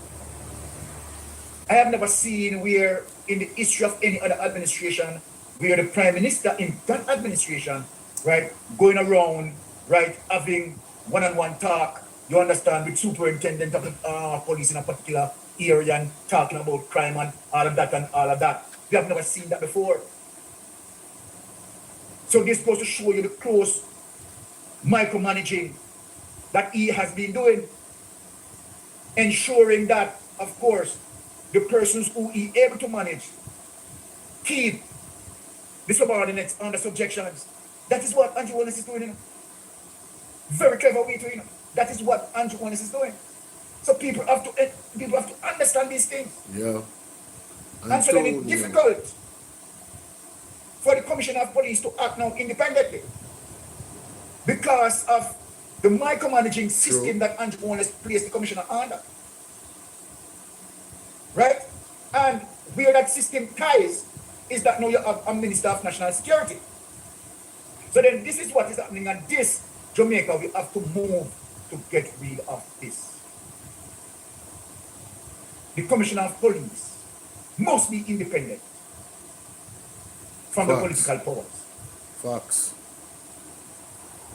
Because if the Commissioner of Police move aggressively, not only should he be independent, he shouldn't feel as if he does his job and locks up politicians, his job is threatened in any way.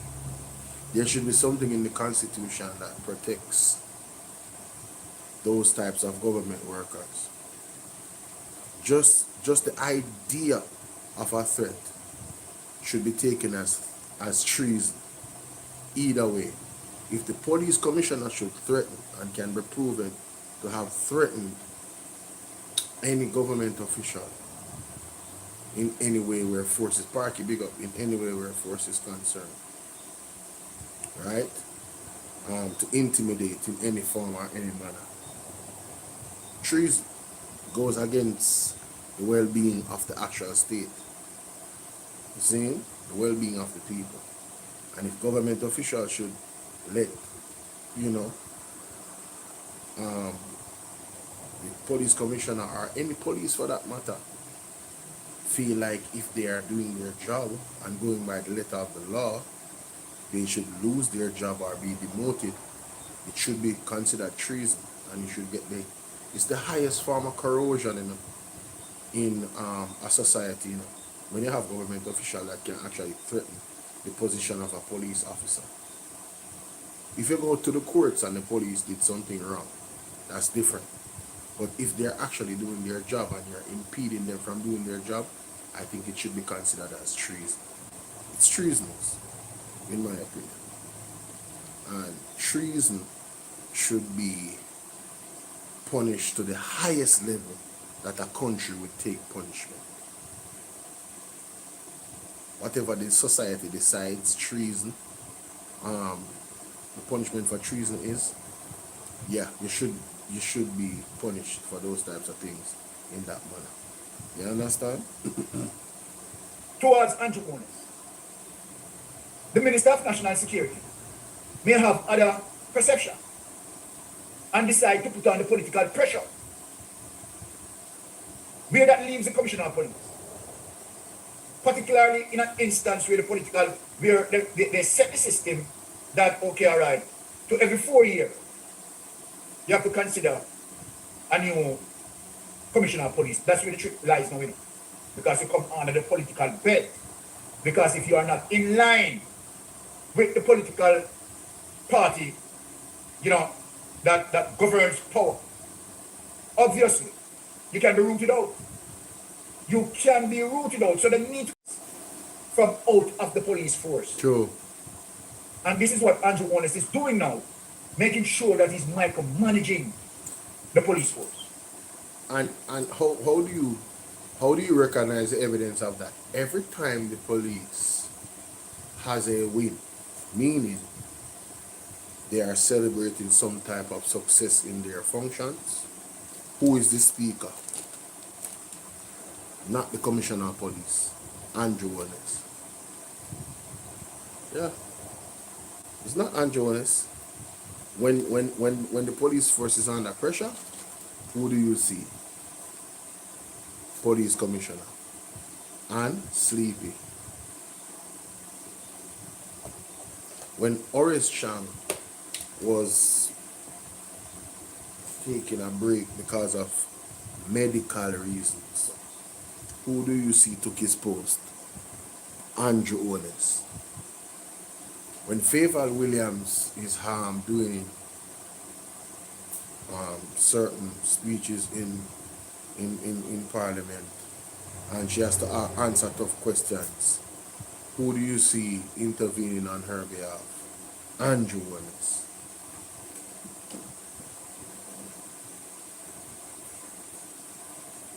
When FCJ do building projects, who can cut urban? Andrew Wallace. Yo, let me tell you something, man. You don't have to watch the pattern here. Just watch the pattern. I tell you, nobody don't have to tell you that. I don't have to observe and use critical thinking. You know what I say? Them tell upon themselves all the time, you know. Yo. The Commissioner of Police can definitely, right, begin or start an investigation as it relates to Gary Vaz. Of course. Of course. Both the Commissioner of Police and the DPP can do it. Yes. Just like right? Hold on. People, I have been asking the question, that same question. How is it that these people are breaking the law and getting away with it?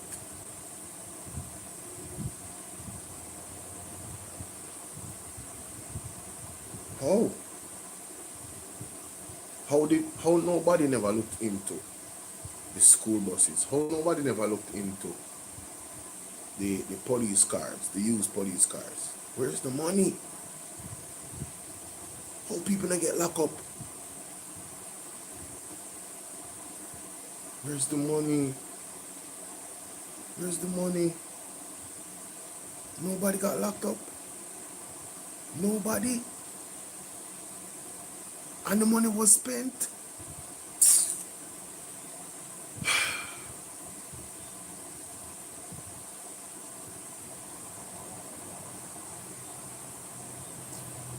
I'm gonna calm down here, man. Yo. Let me calm down. Let me calm down.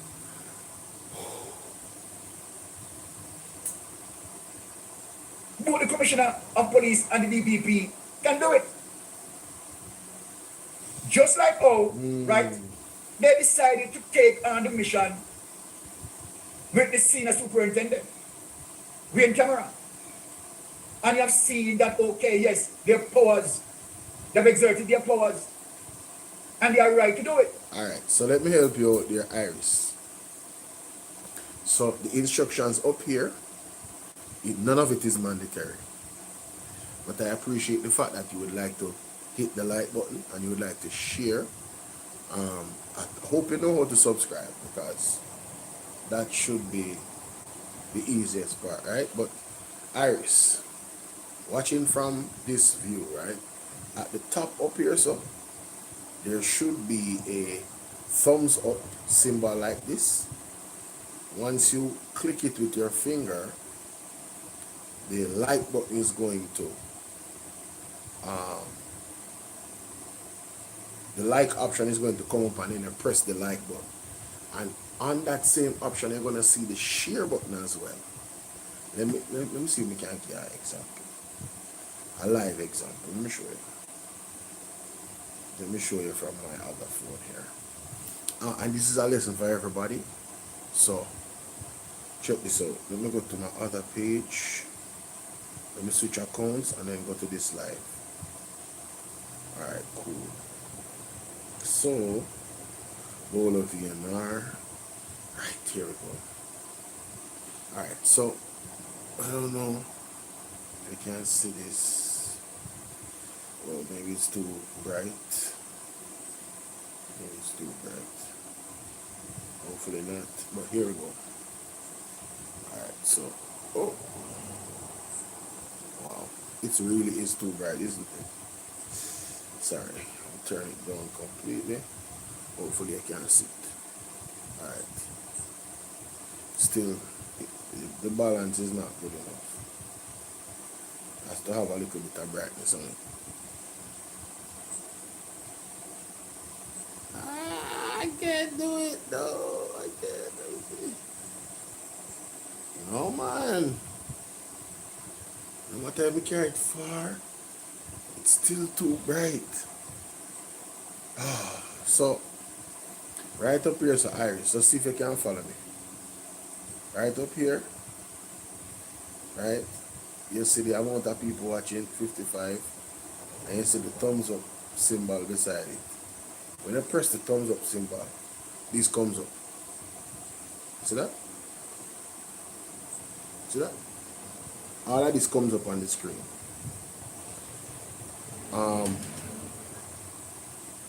At the extreme left, you have the if you're using a phone, you have the thumbs up button, and you see share and dislike and report. All of that is there. You hit the like button, you share. Boom, I hit that, right? I have to do a screen record. I have to do a screen record. To show people how to hit the like button on YouTube. Or you can do this. Just double tap the screen like this. When you double tap the screen like that, it's also a way to hit the like button. Like when you're using TikTok, everybody is tapping the screen like this with their fingers, like this. That's why you hit the like button as well. Alright, as for donating, on your phone, you should be able to see. Yeah, breaking the law is illegal. But, you know, Yeah, on your phone, you should see a money symbol. A money symbol at the bottom, left or right of the screen for Bolo VNR 2.0. That's called Super Chat. Once you click on that, you can take it from there as to donating. You have to follow the instructions after that, but you have to first click on the money symbol. That's how you donate. There's a money symbol at the bottom left or right corner of the screen. Somebody, for the other persons watching, can you confirm that the money symbol is at the bottom of the screen? Should be. Should be.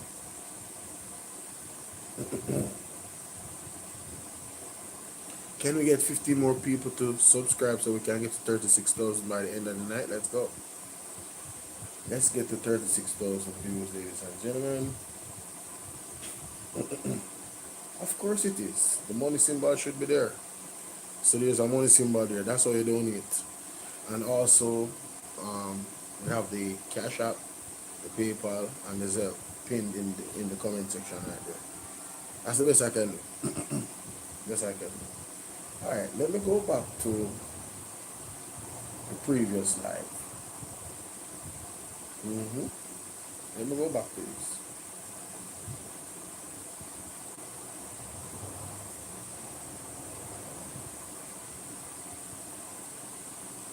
Go out there and show you're in solidarity with the healthcare system. We need better healthcare. Fight for our nurses, our teachers, our doctors. Fight for good governance, and I'm appealing to you. Join Marvin and God. Now let me show you the crime that Darren Vaz and Andrew Wallace had committed.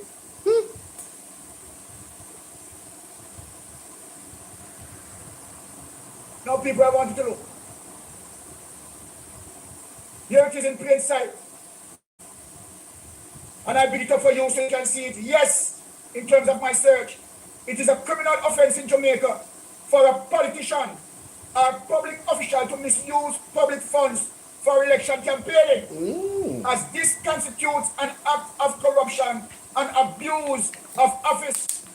The Integrity Commission Act 2017 and the Representation of the People's Act regulate these activities with strict penalties for breaches. Key aspect of the law in Jamaica: criminal penalties. Misuse of public funds or taking bribes can lead to criminal charges, including fines up to 3 million and/or imprisonment for up to 12 months. Hold on there. 12 months, 3 million. I think that needs to be higher. I think the years need to be higher, and I think the amount they charge needs to be higher as well. What do you guys think? Oh wow. What do you guys think? Yeah, I think it needs to be higher. 3 million. What the money them money are about? 3 million a man. More the money them money are about Jamaica. What is 3 million?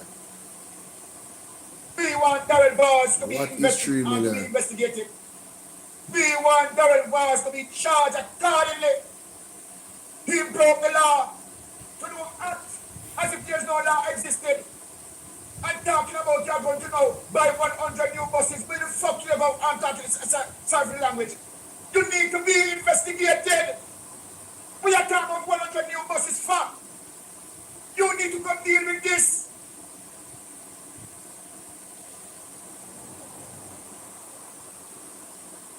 Yo, it's up. It's up. No, people are really getting tired of this government. Dang. Mystic Sensation cursing like that, bro. Man, listen, I know he's no saint, but whew. Trust me, my brother, I understand. I understand, bro. I get it. I get it.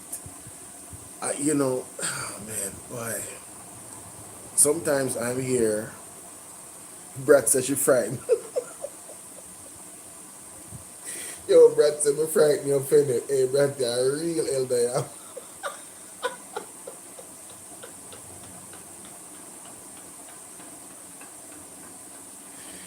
brat, you have to be an elder. You can't be one young somebody.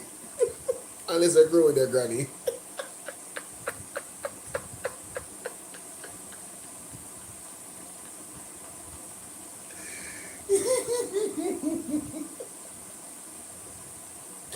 Yo.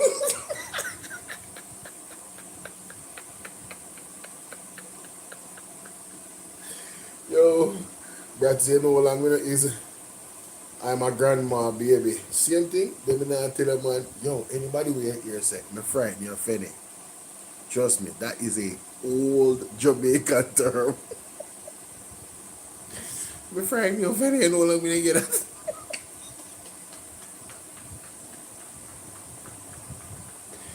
Oh, let me stop. Yo, that's too funny. Oh my Climate God. Council. Oh, Jesus. You know that this law existed. Commissioner of Police. Yeah, man. You know that this law existed. Yeah, of course they know. Improper use of funds. It is an offense to knowingly accept or use tainted funds from illegal sources or to improperly use funds for campaigning. That involves that committing these atrocities you are unruliness. Whoa. Restriction on public money. Public bodies in Jamaica are prohibited from donating to election campaigns. Let me go to the continuation of the document. We assure the Jamaican people that Darren Vaz, you need to be prosecuted. DPP, you need to charge him like right now. Sassy. Where say no touch? What do you mean by that? He needs to be investigated like right now. No, no, wait, man. That may I say too. Restriction on public money. Public bodies in Jamaica are prohibited from donating to election campaigns. Hey, even, in my opinion, even, what his name? Minister of Health, him to get locked up too. In market me situation, him to get locked up. Yeah, man. To get locked up. Investigate Authority, the Political Party Finance Disclosure Committee, part of the Electoral Commission of Jamaica, can initiate investigation into improper use of funds and refer findings to the Director of Public Prosecution. Jamaica, want to hear this? All the DPP and the Commissioner of Police can do this. Personal use restriction contributions made to a candidate for a campaign must not be used for personal, family, or business expenses. Okay. Darren Vaz. Personal use restriction, contribution made to a candidate for campaigns must not be used for personal, family, or business expenses. Let me hear that.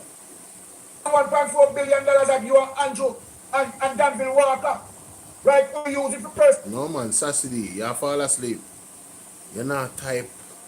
You're not typing a full sentences. What is that tell us right about that? Sorry if you stop it, ladies and gentlemen. And contributions made to a candidate for a campaign must not be used for personal, family, or business expenses. Darren Vaz, out of the $1.4 billion of you and Andrew and Danville Walker, right, only use it for personal business and plus use it for campaign financing. We know that. Other relevant legal framework, the Corruption Prevention Act 2001 and 2002, specifically aims to curb corruption in the performance of public functions. Top Shada can take it away, by. So we run off for you this morning. Well researched and well documented. What we are giving to you facts. So you tell me, Paul Llewellyn, you know that these laws are existing. You know that these laws were established to stop Andrew Honest and Darrell Vaz. JD Knight had spoken facts. Kedina, King Council lawyer, had spoken facts that the Jamaica Labour Party administration using taxpayers' money filter it in their campaign. It is illegal. Darrell Vaz, Andrew Honest, Danville Walker are to be prosecuted, and I'm going to provide the evidence to me. You are to be prosecuted. So it's either the DPP or the Commissioner of Police, they are going to be silent and tell Jamaica that they are political operative. Then we understand. Then we understand. And this is one of the reasons why we are telling all Jamaican people to join Marvin Edgar. Let me tell you something. You see, I'm gonna go back to some things that was said by Mrs. Anderson in the, I think it's the Senate. I'm gonna go back to some things that she said, because you see,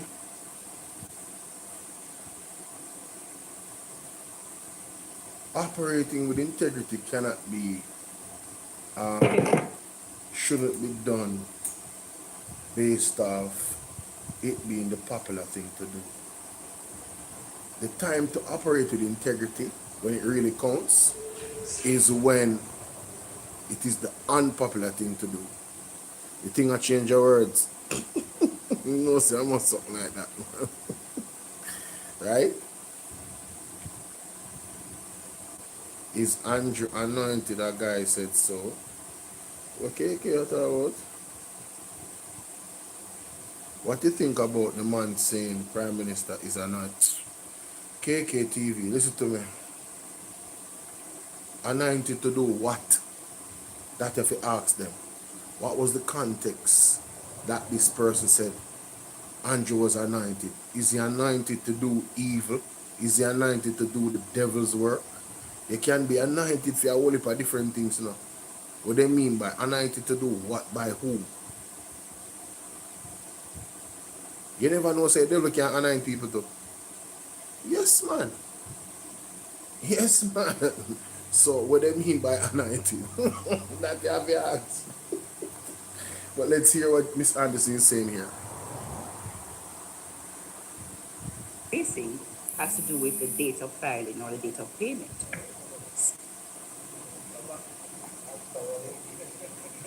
Senator Anderson, you can go ahead. Yes, 1 second, Mr. President. I'm not interested to hear it still. Honestly, I'm not interested to hear it. If you heard it, you can tell me the context.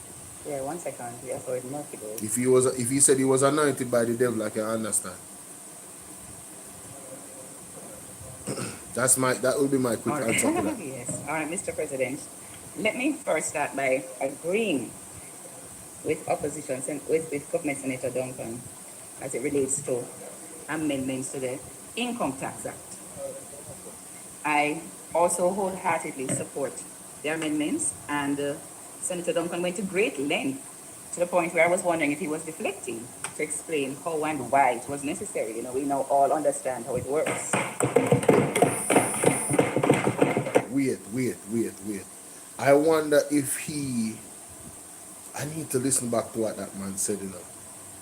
What did he say? Did he admit to what we have been saying the whole time about? Let me continue. I'm going to find out that myself.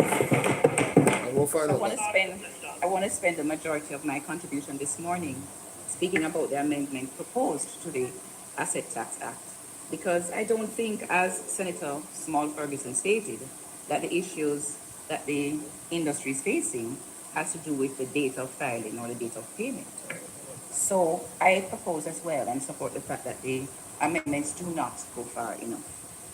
Mr. President, I want to talk a little bit about the scale of the impact that the tax has on Jamaica's financial system and by extension the wider economy. I understand that over 80 billion has been extracted from the financial system since 2016, almost 10 billion in the last financial year alone. I soon get to what Keith knows. That is capital that otherwise, Mr. President, have remained within Jamaica's productive economy. If that capital, allow ourselves to imagine, if that capital existed today as a standalone institution, it would be one of the largest financial groups in this country. That is the scale of the capital that has been removed. Wow. And it's not just what I'm saying, Mr. President. I would remind that the sector has spoken, and it's not good enough just to say that everybody has spoken about it. I want to quote a little bit what has been said by at least 3 players. Mr. Leachin, the chairman of NCB Financial Group, in just January of this year, so we know it's still the case for NCB Group, publicly reported that NCB has paid approximately 194 million in asset tax since its introduction. What? US dollars, that's correct. What? He further indicates $194 million in US. Wait, hold up. Baby. For NCB Group. Publicly reported that NCB has paid approximately 194 million in asset tax since its introduction. US dollars. That's correct. He further indicated in the last year alone over 2.6 billion was paid, with a reported reduction of 41 cents, 41% actually in dividends if it were to be converted to dividends paid. He said that without the albatross of asset tax, dividends would allow him to better treat with the challenges of his AIC borrowings. I want to quote specifically that he said the big elephant in the room is the asset tax. In 2012, the asset tax was brought on as a temporary measure. We've all said it. When I saw that, he said, it reminded him of the case in Canada where taxes were imposed in 1990 as a temporary measure to fund World War I. In Jamaica's case, Mr. President, the asset tax was in 1919, sorry. In Jamaica's case, Mr. President, the asset tax was brought on as a temporary measure for 3 years and is still here. Yes, through JLP and PNP administration, but the JLP administration boasts of how well the economy is doing. Ladies and gentlemen, the asset tax that they're speaking of, right? Wow. The reason why that was used is because of the, the very serious austerity measures that we went through because of what the JLP did under the Golden administration, the Bruce Golding administration, right? Where the IMF is concerned. It was only for 3 years and they didn't have to continue with it. But they have collected that much money from it and they're still taking money from the NHT. No, man, no. From one entity, they have paid 194 million US dollars in asset tax and them still. The PNP had to bring it on at a time to save where we were.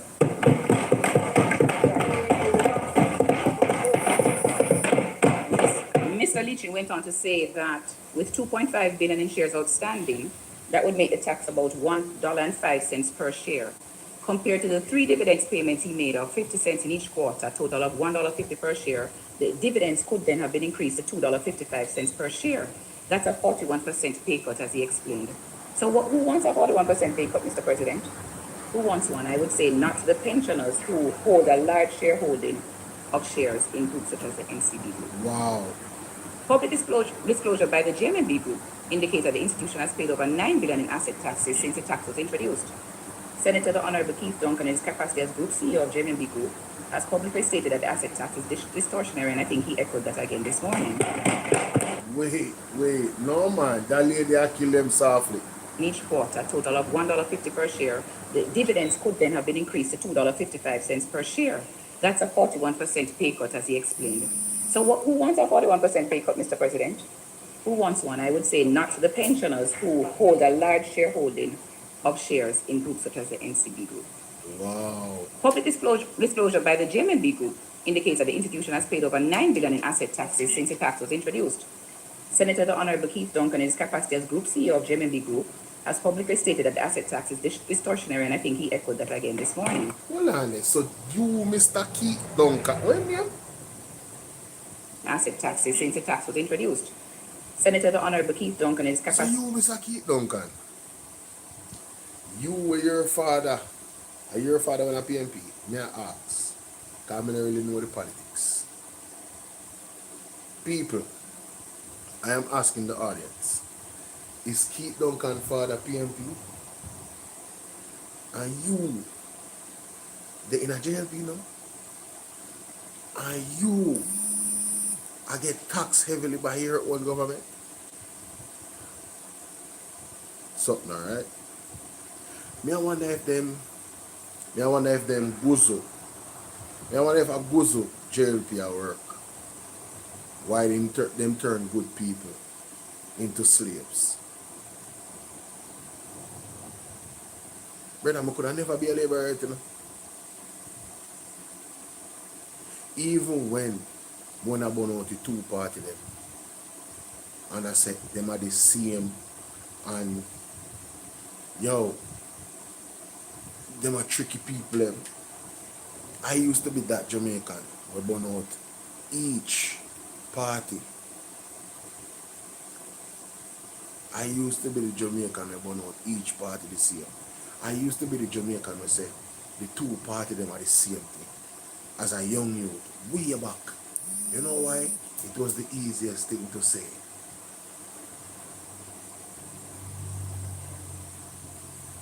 Very, very uninformed, ladies and gentlemen. You understand? No, I'm not of that opinion. No, I will say this. There's persons that are on the People's National Party that I would not want to be on the People's National Party because a lot of them operate like the JLP people.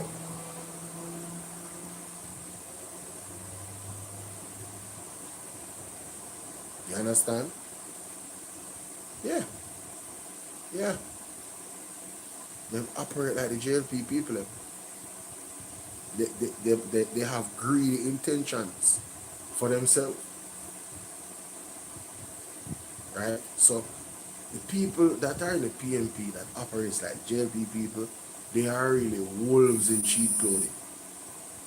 You have some PNP, we are wolves in sheep clothing. You want to remember that and put that down the pipe and smoke it. Right? And that's why certain things, you know, them local people cross the line and then come in as an agent for destroy, distract and deceive. The 3Ds. Right? Deceive, distract and destroy. In that manner. Matthew, what's up? Yeah, I tell you. Group CEO of JMB Group has publicly stated that the asset tax is distortionary, and I think he echoed that again this morning.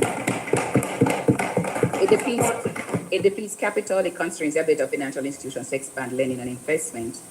As late as his 2025 AGM, he reiterated that this asset not only is distortionary but not fair to shareholders, and that's why I'm focusing again on, Mr. President, the shareholders.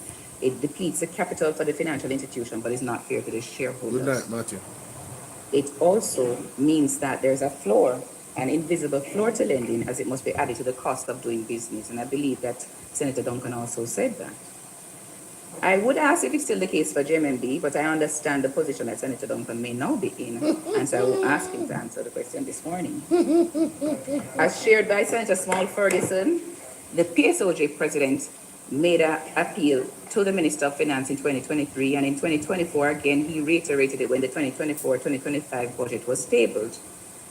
The PSOJ at that time called on the government to remove the asset tax and to take necessary action to implement the following initiatives: the introduction of a new Customs Act and regulation, first mentioned in 2020, a comprehensive review of the Income Tax Act, which some has started, but it's not yet where it needs to be, and the unification of various payroll taxes. So, Mr. President, in summary, I trust it's not a position. This position of the asset tax and the need to remove it is not one on which any responsible CEO would vacillate, given the far-reaching implications. You see, Mr. President, leadership is not convenient and principle is not convenient. Leadership is not convenient and principle is not convenient. Leadership is not convenient and principle is not convenient.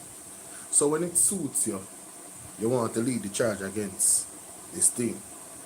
But on principle, you need to hold it down because, you know, that's why I'm not rate none of them over JLP. You know? JLP people them will see the ship a burn down, while them captain a burn it down and don't say a word. You see PNP people, if they see a light one matches the wrong way, them a burn you out. Yo, he might try this try. Yo, try. Yo, she a try. So you have one extreme and the other. One when I say nothing, and sometimes the PNP them jump to conclusion too quick. Yeah, man. PNP hold people accountable, man. You don't look a joke, their own. That's what me see. You have some other one way, you know? Not so much them just want to be die hard to them. But PNP gets checked harder than JLP. Yeah, man. You see the JLP them? They're full of accountability when them about out PNP, you know? What? Listen, them forget about accountability. when Andrew them a do them thing. But you see when PNP a do them thing, they remember about all accountability. All some things where you have to say, no man. When compared to what your people ever do, how can you open your mouth about these things? You are not in the position morally to even speak about Dennis Gordon. Right? Because if you go to Babs now and you're standing on principle and you say Dennis Gordon shouldn't even detect that verbal agreement with the machine them, they want to pay about the tax. Compare him to Darrell Vaz. How he would do it again. Want to see the difference? That's the difference between PNP and JLP. That right there is the difference. You understand? Because I never heard from Dennis Gordon, but I heard from a director and minister, whether at the God. And the man said, I don't really see we did anything wrong. I understand what you're saying, but you have to understand the position and how we looked at the situation. And right now, we are going to pay the taxes because we don't want all of this conversation around the thing to make it appear as if we at Jack then robbed the country of these millions of dollars. And then he went further to say that them are going to pay, them still are going to offer the services them cheap same way. But when Darrell Vaz get caught, he says, I did nothing wrong and I would do it again. When Darrell Vaz gets suspected of nefarious activities, ladies and gentlemen, must I remind you that the SSL building was gifted to Darrell Vaz's daughter-in-law.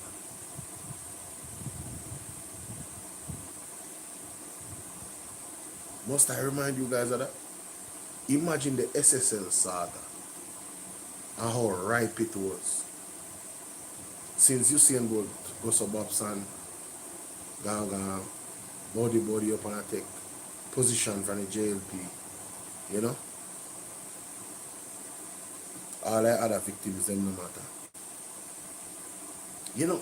Honestly, one of the reasons why I don't talk about SSL anymore is because one, there are so many other things that has come up, and two, I just tend to wait until I hear something from the courts. And three, Jamaican people were well aware of this dirty scandal. And they went to the polls and voted for corruption. They went to the polls and voted for corruption.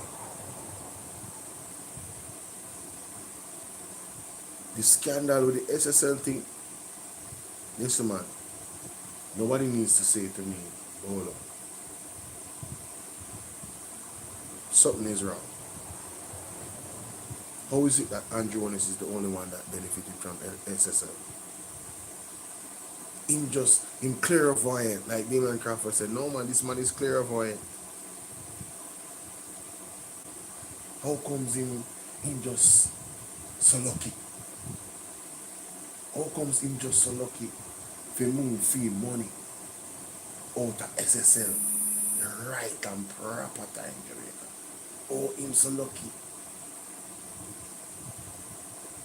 Who I feel, man, yo, who the best one? Yo, remember when Damon Crawford said so? What are they? What are they, Jamaica? What are they? Who remember when Andrew Holness said so? You know me have to do an early live in the morning. I want to look at you up. Man, I get up early, Look at that deal. That deal, I get up early. Look at that deal. Tomorrow is Saturday. Look at that deal, I get up early to me. No joke. Let me find the clip. So that clip that did go viral for me too, with Damon Crawford. That clip that did go viral, man. Everybody had thought about it. Who is this man over there? Who is Andrew Oberman? The man got to be clairvoyant how in God's green earth him so lucky. So we can't find it. Wow, so much things up, man. Yeah. You want so much video me do? Yo, TikTok have one still.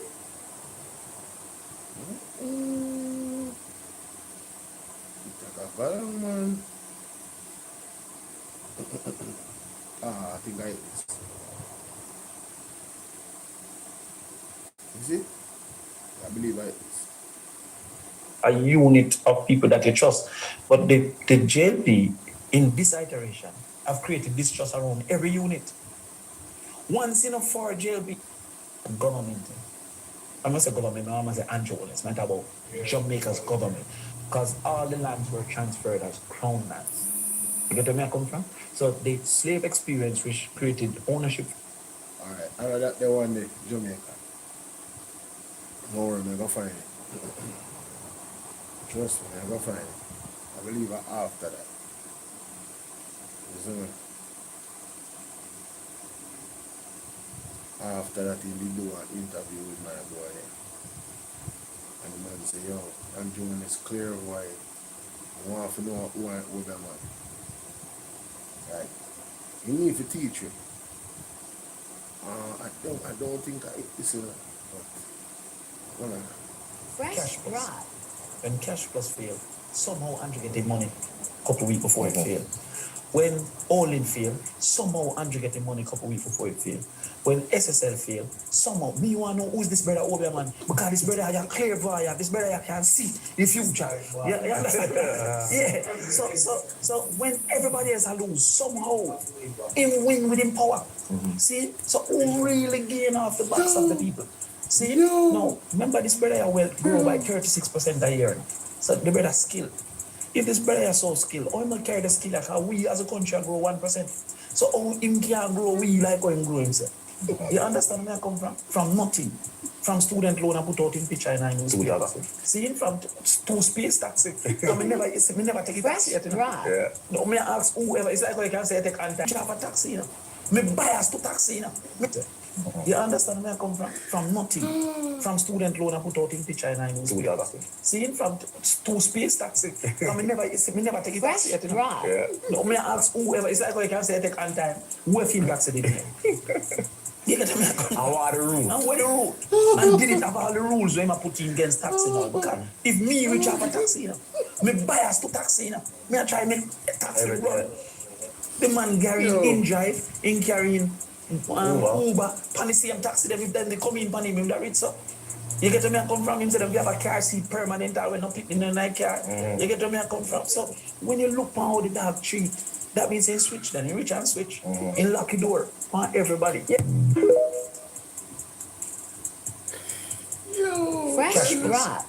When cash plus failed, somehow Andrew get the money a couple weeks before it failed. Yeah. When all in failed, somehow Andrew get the money couple weeks before it failed. Yeah, man. When SSL failed, somehow me want to know who's this brother over man because this brother has a clear voice, this brother can see the future. Yeah, you understand? Yeah. So when everybody else lose, somehow him win with him power. See? So who really gain off the backs of the people?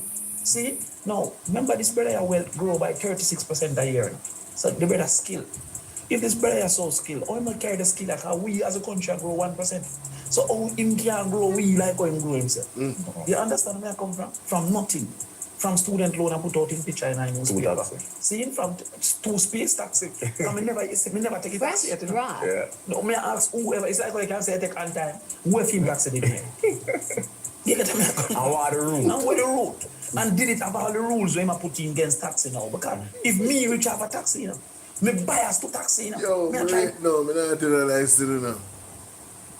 Yo, we can't keep no seriously Saturday, we can't keep up. Yo, simple pebbles, let me tell you something. Something wrong with that situation. Yeah, man. There's just no way, bro. Only every single scandal and Andrew Owners came out a winner. Make it make sense, Jamaica. make it make sense. I wouldn't want to be the prime minister of any country and these Ponzi scheme occur, and somehow not only am I a player in terms of an investor, but I am a winner and everybody else loses. I would never want to be my name to be attached to that. But guess what? Andrew Warner's name is attached to every single one of them. That alone should have disqualified Andrew Warner from being running for the last election. That alone, in some countries, let me tell you something. If I did England, Andrew Warner, enough of them would have to go pack up and run away. What me say? A prison them a go as a matter of fact. So if they run it, them a go hunt them down for it. Yo, Jamaica, yo, man, tell us, waste time, yeah, man. Yo, we soft, bro. Yo, Jamaica on the soft. On the soft. And the man, them know say on the soft, bro. That's why them abuse me so much, brother. Them know say we soft. Every single foolishness the man them do, we make excuse for it and they support them same way. And I talk about 1 PM and all this foolishness. Sometimes you see them, me wish God would just page them in a man. You know them way there? Cause if God was like mad, you know, sometimes when they jump up on a chat and say, you know, man, I want to fly those or I want to fly going at them mouth, you know, man. You know, not to kill them, you know. You know, but if you just give them a sign, say, yo, man, shut up and stop lying, bro. I want to fly if you just run good. Oh my God. Yeah, that feel to you when I tell lie that about 1 PM and 4 term out and all that something. Damn idiot. Wicked people, you know. Eh? I must pay a taxi. You know, man say. You understand, bro? We like how him grow himself. You understand where I come from? From nothing. From student loan and put out in picture and I know. Yeah. See him from 2 space taxi. Me never take a taxi yet. You know? Yeah. No, me ask whoever. It's like how you can say I take on time. Who feel vaccinated? You get me? And what the rule? And what the rule? And did it about all the rules when I put it. Somebody must take Andrew taxi them. You know why? And not 2 taxi alone in the. Remember they asked if they have 30 taxi and more off. Remember my father said? Against taxi now, because if me reach have a taxi, you know, me bias to taxi, you know. Me try make taxi run. The man carrying in drive, in carrying Uber, pan the same taxi them if them they come in pan him that reach so. You get to me I come from instead of you have a car seat permanent or when not fit in a night car. You get to me I come from. So when you look on how the dog treat, that means in switch then, in reach and switch. In lock the door on everybody. Yeah. Him alone for make money, bro. Andrew a wicked. And Damon Crawford is absolutely right. If me make money off a taxi and me I prime minister, taxi man life I go good enough. If me make life out of taxi, you know. Now me know say you can make life out of taxi. Me I go make it people in my Jamaica, me a taxi man, life easier to make life even easier.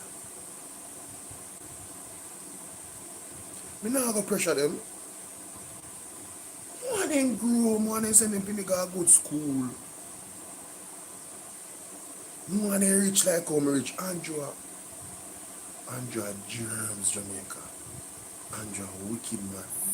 If he make money off a taxi and no one who knows as taxi man make money, he no good in heart not clean. Him heart don't clean. Andrew bad mind Jamaican people them. Andrew come from nothing. Andrew want to be the only success story. Andrew a type of person where he want to stand up in a make like get up and him alone have a mansion and everybody else around him not have nothing. He make him feel empowered. Andrew a type of person who want to be the brightest mind in the room. He not humble enough. He don't want to be the person that is the least smartest.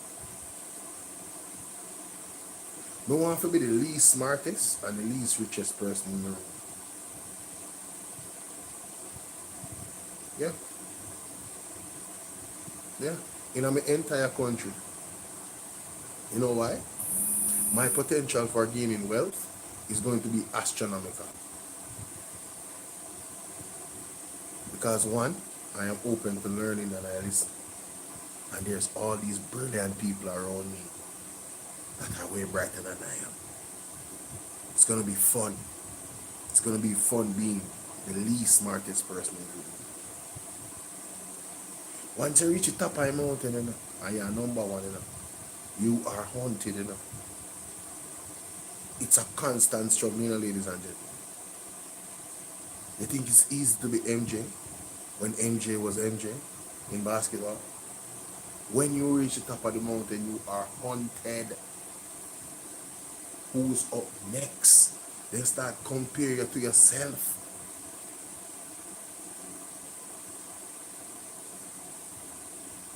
You know, fun. It's no fun.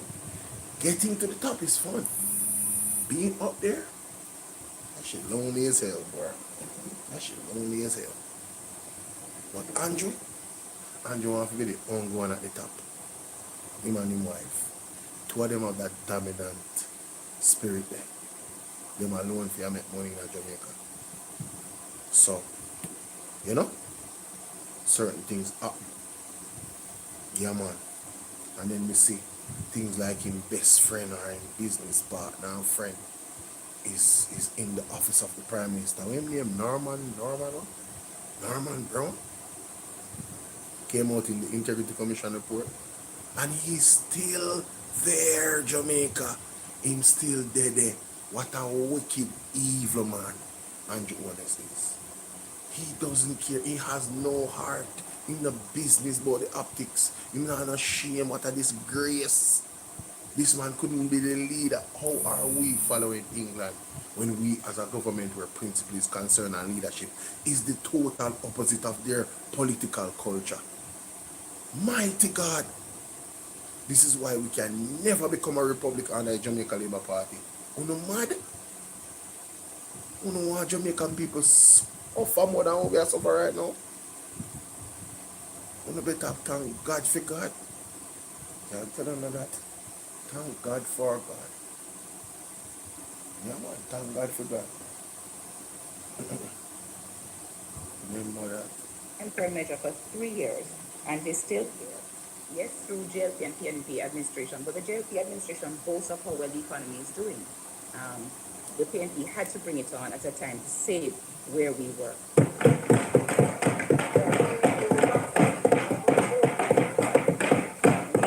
Mr. Leachin went on to say that with 2.5 billion in shares outstanding, that would make the tax about $1.05 per share. Compared to the 3 dividends payments he made of 50 cents in each quarter, a total of $1.50 per share, the dividends could then have been increased to $2.55 per share. That's a 41% pay cut, as he explained. So who wants a 41% pay cut, Mr. President? 41%? Who wants one? I would say not the pensioners. Nobody. Who hold a large shareholding of shares in groups such as the NCB group.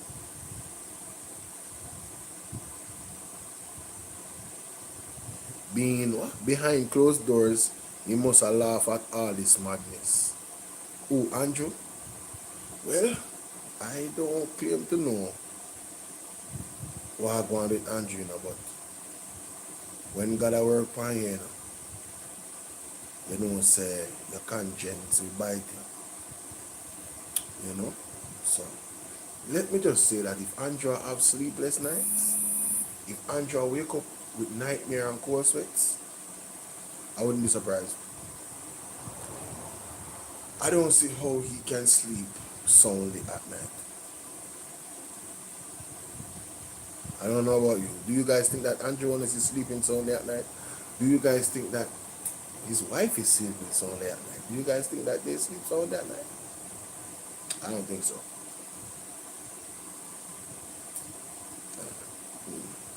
I don't think so.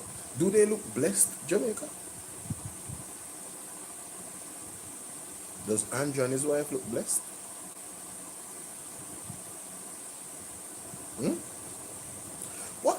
What was the story surrounding why Andrew took in pitting them out of public school? What was the story behind that? Hold on, let me Google that. Because I never looked into it enough.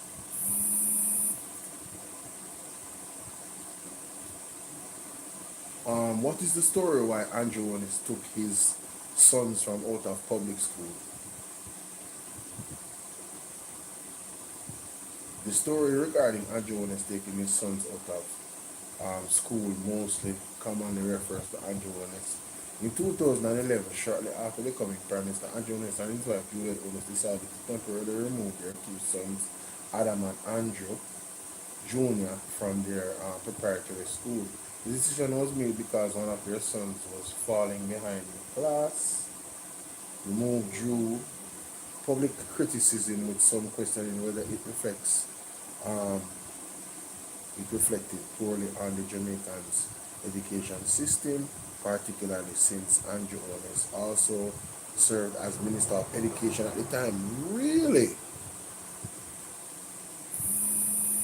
You say, he must sleep well with a smile on his face? I doubt that. It says here that, so Andrew Holness was the Minister of Education and take him son them out of public school? Jamaica. I don't know how to voted for this man to be the Prime Minister. No, think about it, looking back at it. How can you vote for a man like this? He has been telling you who he is from the beginning. That is a major contradiction. My sons would be excelling in school. Them being in public school would motivate me to make public school the best performing public school in the Caribbean. Jamaica would have the best public schools in the Caribbean based off results of students coming out competent and ready for the workforce almost, with trade skills. If I was the Minister of Education and had two sons, you mad? My son never what? My son would be a reflection of how well public school is actually working, ladies and gentlemen, for the people of Jamaica. That is sad. It says here that the Prime Minister defended the choice as a necessary individualized learning solution for his child, emphasizing that parents should be responsible for their children's education and that the school system must be flexible enough to accommodate different learning styles. So if the system should be flexible enough to accommodate different styles, why didn't you ensure that it became flexible and had different styles while you was education minister? Let's continue. Let's continue. I would ask you, what did you do to ensure that the schools had this flexibility in which you speak of in terms of learning styles? That would be a fair question, because you were the education minister. So what did you do to ensure that it would go in that direction at least? You know, chart the way forward for that type of change in the education system, given that you saw the gaps. Public disclosure by the JMB Group indicates that the institution has paid over $9 billion in asset taxes since the tax was introduced. Senator the Honorable Keith Duncan, in his capacity as Group CEO of JMB Group, has publicly stated that the asset tax is distortionary, and I think he echoed that again this morning. It depletes capital, it constrains the ability of financial institutions to expand lending and investment. As late as his 2025 AGM, he reiterated that this asset is not only is distortionary but not fair to shareholders, and that's why I'm focusing again on, Mr. President, the shareholders. It depletes the capital for the financial institution, but it's not fair to the shareholders. It also means that there's a floor, an invisible floor to lending, as it must be added to the cost of doing business, and I believe that Senator Duncan also said that. I would ask if it's still the case for JMB, but I understand the position that Senator Duncan may now be in, and so I will ask him to answer the question this morning. As shared by Senator Small Ferguson, the PSOJ president made an appeal to the Minister of Finance in 2023, and in 2024 again he reiterated it when the 2024-2025 budget was tabled. The PSOJ at that time called on the government to remove the asset tax and to take necessary action to implement the following initiatives: the introduction of a new Customs Act and regulation, first mentioned in 2020, a comprehensive review of the Income Tax Act, which some has started, but it's not yet where it needs to be, and the unification of various payroll taxes. So, Mr. President, in summary, I trust it's not a position, this position of the asset tax and the need to remove it is not one on which any responsible CEO would vacillate given the far-reaching implications. You see, Mr. President, leadership is not convenient and principle is not convenient. Leadership is not convenient and principle is not convenient. I was busy. I said I'll watch later with Bolo. All right, Twitch, big up yourself. Big up yourself. When I saw this, I immediately thought of you. Twitch, big up yourself, Twitch. Big up yourself, big up yourself, big up yourself. All the respect, you hear that?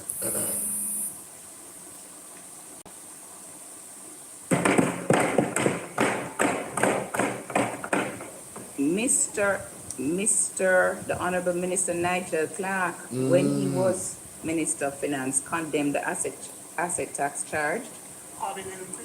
He did. Oh, wow. Leadership is not convenient, though, Lammy. Leadership is not convenient, and principle is not convenient. At the time, Minister Clark said he was philosophically opposed to an asset tax and reiterated that he believes it's counterproductive to economic activity. He was of the view that people take action to avoid tax that would be deleterious to the economy because they would shift assets outside of Jamaica, not doing Jamaica any good. You guys hear the position that Nigel Clark took with asset tax? So why is the JLP still having the asset tax? Yo, these people stand, they have, let me just say it again, because this needs to be a hashtag. Let me write it down. Asset tax charged? He did. Oh, wow. Leadership is not convenient, though, Lammy. Leadership is not convenient, and principle is not convenient. Sorry about that. Leadership is not convenient, and principle is not convenient. Mr. Clark said he was philosophically opposed to an asset tax and reiterated that he believes it. No, man, me have to record this. This have to record. No, sorry. Because you see, these are the moments in time, ladies and gentlemen, that I love to capture. These are the moments in time that I love to capture. This is a serious moment right here. Leadership is not convenient. You hear that? And principle is not convenient. Very important statement. And you see, Andrew government is one that thrives off convenience. When it's convenient for them to use something against you to win an election, they do it. So they use this argument against the PMP because they know the people are under pressure, right? And then as soon as the PMP is out, here they are not only doing the same thing that the PMP was doing, continue to do it when it was not necessary, which they oppose vehemently. But even after Nigel Clark has moved on, they are doing it still. Mighty God, ladies and gentlemen. Wow. It's a crying shame, man. Ladies and gentlemen, leadership is not convenient. Leadership is not convenient, and principles is not convenient.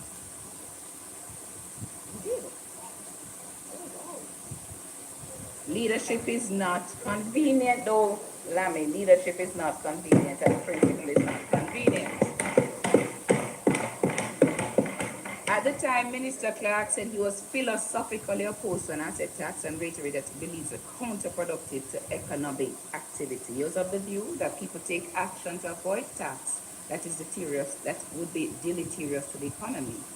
because they would shift assets outside of Jamaica, not doing Jamaica any good. So, Mr. President, Nigel Clark. Nigel Clark said what? What? You serious? Oh my. That was a quote from the Hansard? asset tax and take necessary action to implement. So in the 2024, 2023, and if Senator Duncan may now be in. And so I will ask him, listen, I would vacillate given the far-reaching implications. We chart our position, this position of the asset tax and the need to remove it is not one on which any responsible CEO would vacillate given the far-reaching implications. You see, Mr. President, leadership is not convenient and principle is not convenient. The Honorable Minister Nigel Clark, when he was Minister of Finance, condemned the asset tax charge. He did. Opposed an asset tax and reiterated that he believes a counterproductive. Sir Clark said he was philosophically opposed to an asset tax and reiterated that he believes it counterproductive to economic activity. He was of the view that it is counterproductive to economic activity. Then how in God's green earth is the government that had a minister of finance that had that position about asset tax actually having the asset tax there still? How? This is supposed to be their brightest mind in Jamaica. Nigel Clark supposed to be their brightest mind where the Ministry of Finance is concerned. The brightest mind they ever had. So if the brightest mind said that, why are they still running with it? action to avoid tax that is deleterious, that would be deleterious to the economy, because they would shift assets outside of Jamaica, not doing Jamaica any good. Shift asset outside of Jamaica, not do Jamaica any good. People, wanna hear that? And Nigel Clark said that, not my word. So we can safely say that if Nigel Clark was right, the Jamaica Labour Party is destroying the economy. Yes, we can safely say that. They are stagnating the economy. The economy will not grow, right? Because of this asset tax. Mighty God. Wow. Think about that before you go to your bed, Jamaica. Think about that. Mr. President, the recent utterances from the Minister of Finance, the Honorable Minister Fatal Williams, were unclear at best. I'm not sure who plainly understands the direction she's pointing us in. Despite ongoing pressure to remove or reduce the tax, she has said that a rollback will only begin as soon as the national budget allows. What does that mean? Exactly. What does that mean? Government policy. Policy, perhaps. Listen, this is the most untransparent, incompetent, wicked, lying, criminal, crooked, kleptocratic government I have ever seen in the history of Jamaica. And I'm telling you guys, it's not even close. One time I never believed it was so bad. When I just got in this space, I never understood certain things Jamaica. But no, I'm telling you, they have proven themselves to me. This government, brother, no man. And Nigel Clark in. Hey boy. Nigel.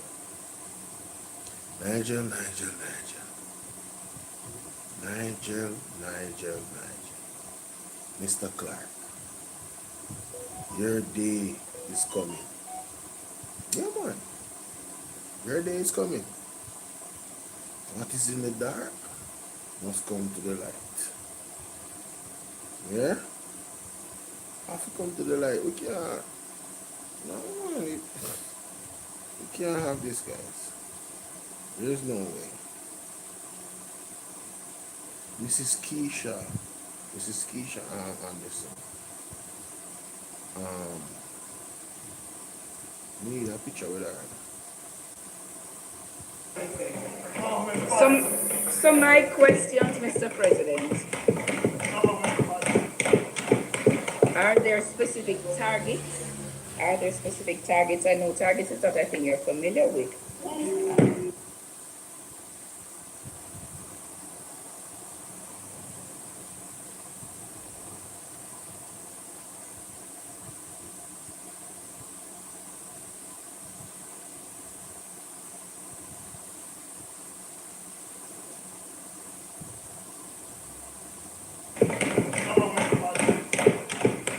Are there specific targets? Are there specific targets? I know targets is not a thing you're familiar with. Targets? Are there specific targets? I know targets is not a thing you're familiar with.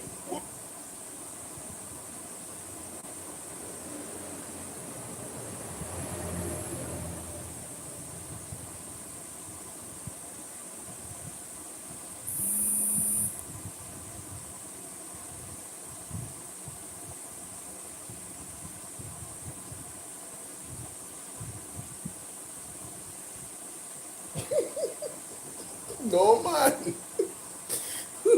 Okay, on Twitch. No man. No man. Targets is not something that you're familiar with. Persons in finance, if you don't operate off numbers, what are you doing? Targets is not something that you're familiar with. You know, if this was a personal situation between a man and a woman, for a woman to tell a man that targets are not, is not something that he's familiar with. What a bangarang. What a bangarang. What a bangarang. But thank God, she was talking about finances and the budget. Wow.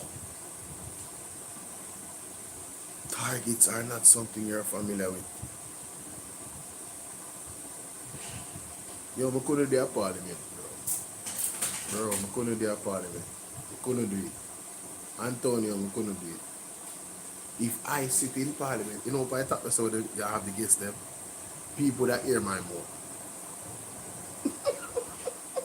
Cameraman do that third part is the same time.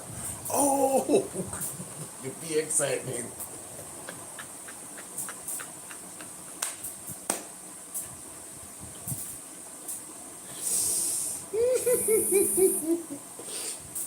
Oh God, I know they will never invite me to Parliament.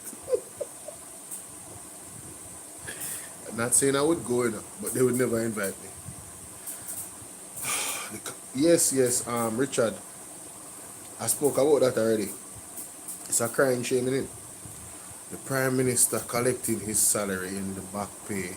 What can go? So, yeah, at a time like this, when persons are literally suffering and need all the help they can get, he has decided, listen, me need my money. My business about money.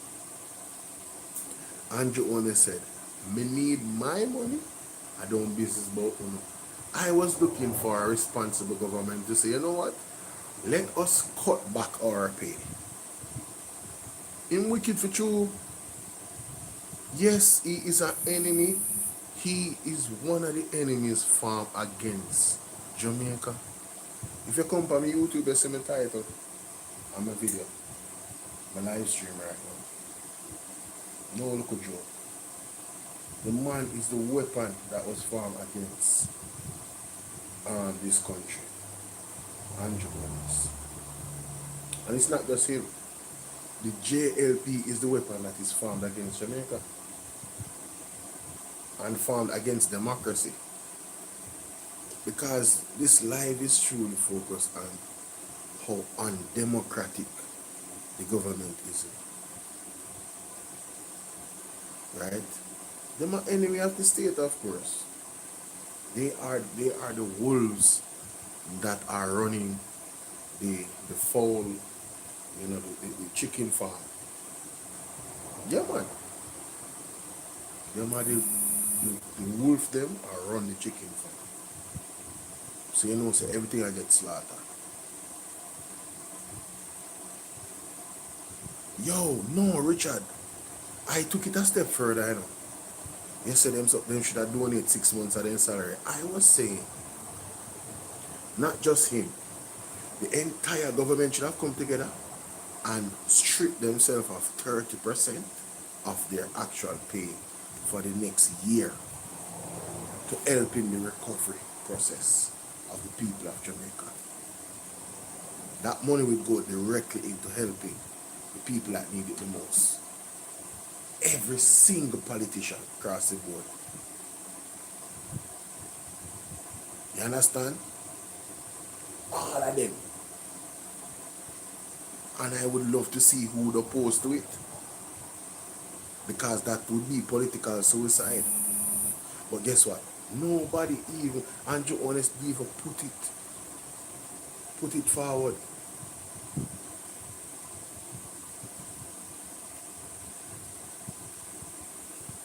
Who said PMP is the enemy of the state? I would idiot say that. So you put JLP and PMP in it just to defend JLP because you can't, bro. Just look for Michael, man. Come on, stop it. Stop it. Yo, listen. Let me explain something to you. No, that's not true. That's not true, Neddy. That is not true. That is not true. Where is your evidence of people on the PMP that is crooked? We're not talking about how you feel. We are talking about evidence. We're not talking about how you feel. We are talking about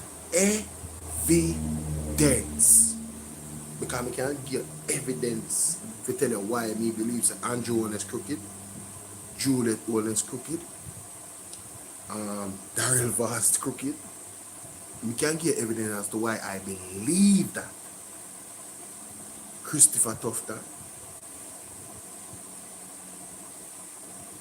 Bobby Montague,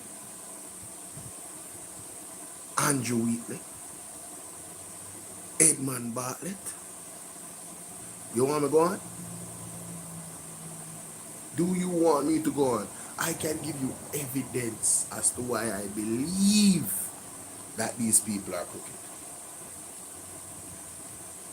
Tell me who on the PMP, I not say none of them, you know. But tell me who on the PMP evidence that when you believe say them crooked. Because it have to come from something that happened. It has to. It has to. Because even your belief have to be based off of facts. In some cases. Because you can have some of the facts, but you don't have all of the facts. But when you look on the amount of facts you see, you come to a conclusion and say, yo, no man. Alright, may I give you an example. SSL. Andrew Jones is the only person who actually benefit from SSL. What is the odds of him?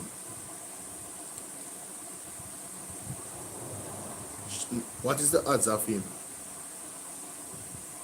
not having inside information and take out the money out of SSL at the right time?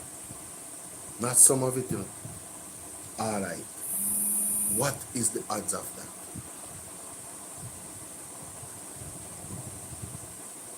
And I can say to you, all in cash plus a consistency in winning where everybody else loses. What is the odds of that? That sounds like a man where him at the banker and the game we are play and the gamble we are make. Him a control it. That's how it look. That's how it look. I'm not saying that's how it is, you know. But based off the evidence, that's how it look. So it leads me to believe, say Andrew Owen is crooked. Yes, it leads me to believe that. And there's nothing that Andrew can say. There's nothing that Andrew can say that can change my mind. Let me give you another example. when the Integrity Commission come out with Andrew report, what was his response?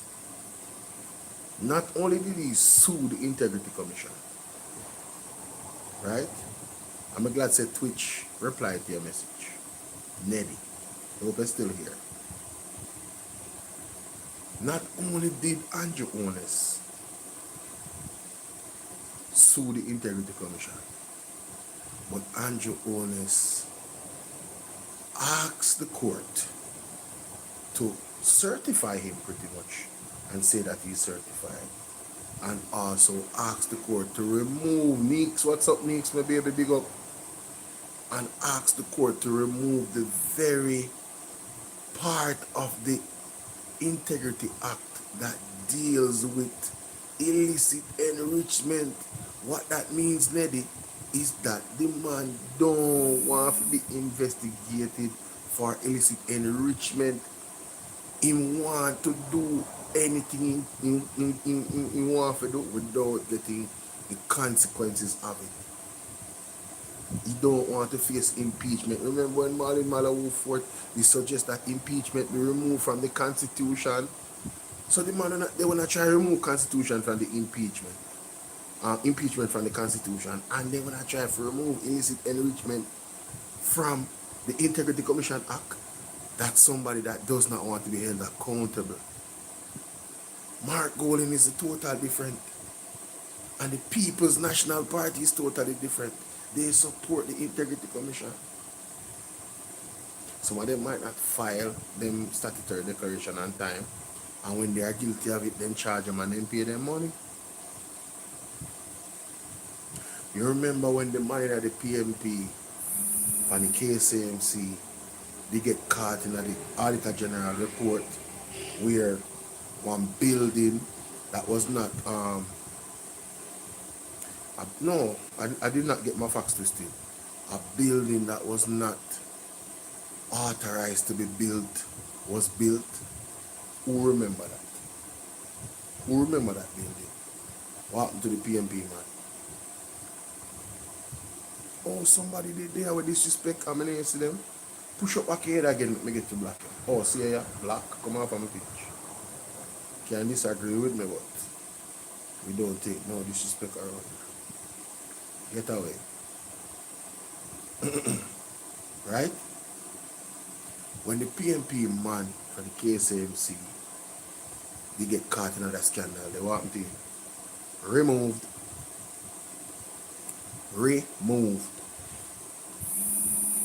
So PMP and JLP is not the same. JLP people support corruption.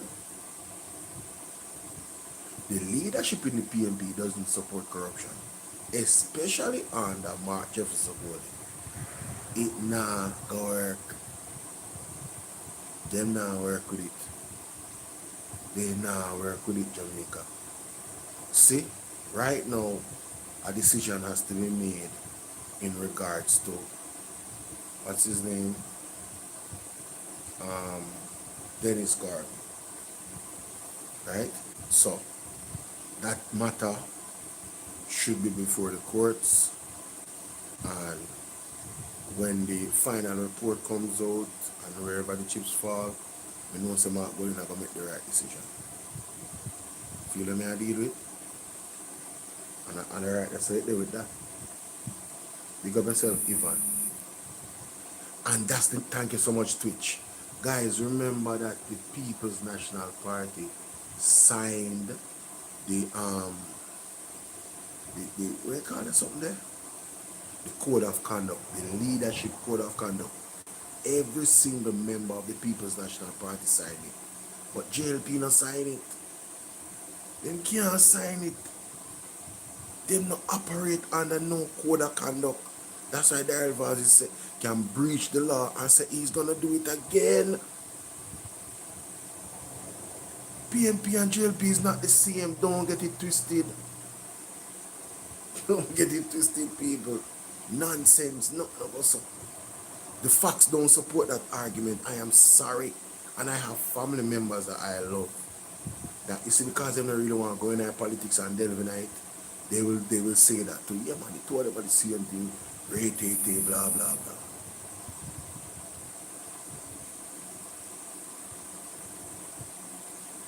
Richard say, but he has done nothing wrong. He has no control over you ahead.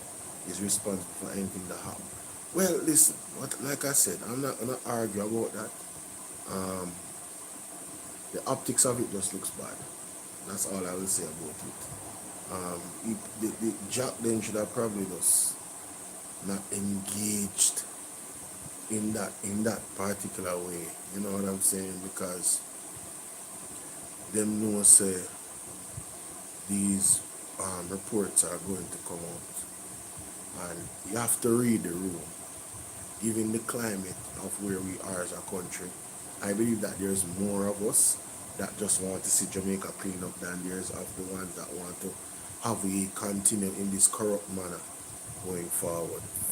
I think Jamaica has to make some very harsh decisions as to how they want to move forward, where the conduct of politicians, what they need to be stripped of certain powers, and they need to be charged more heavily when they break those rules. You understand? They need to understand that not because you're a government official, Stephen, big up, not because you're a government official, it doesn't mean that you're not going to. You see how the royal family member got prison the other day? You get locked up? Yes. The Jamaica Labour Party members, this person not have no sense. That person that went named Professor Strength not have no sense. You not have no sense. You're crazy. You're absolutely crazy. You're crazy. I'm not saying that there hasn't been no corruption in PMP. I'm not saying that. But JLP has run the country longer than PMP. So automatically they would be leading in corruption. Now, in this last 10 years, the JLP of this last 10 years has done more corruption than all the other JLP governments put together. Trillions of dollars is missing. Trillions of dollars is unaccounted for. There's no receipts. We don't know where the money gone. No receipts. None. Literally none.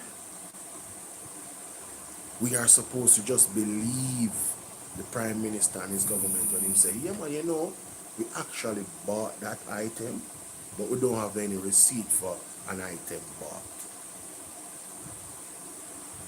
We paid this money for it, but we don't know if they really paid that money for it.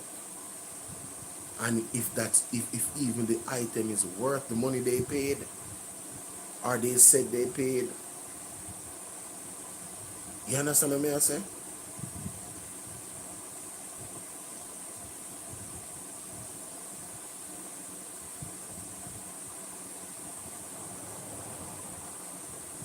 What I'm saying?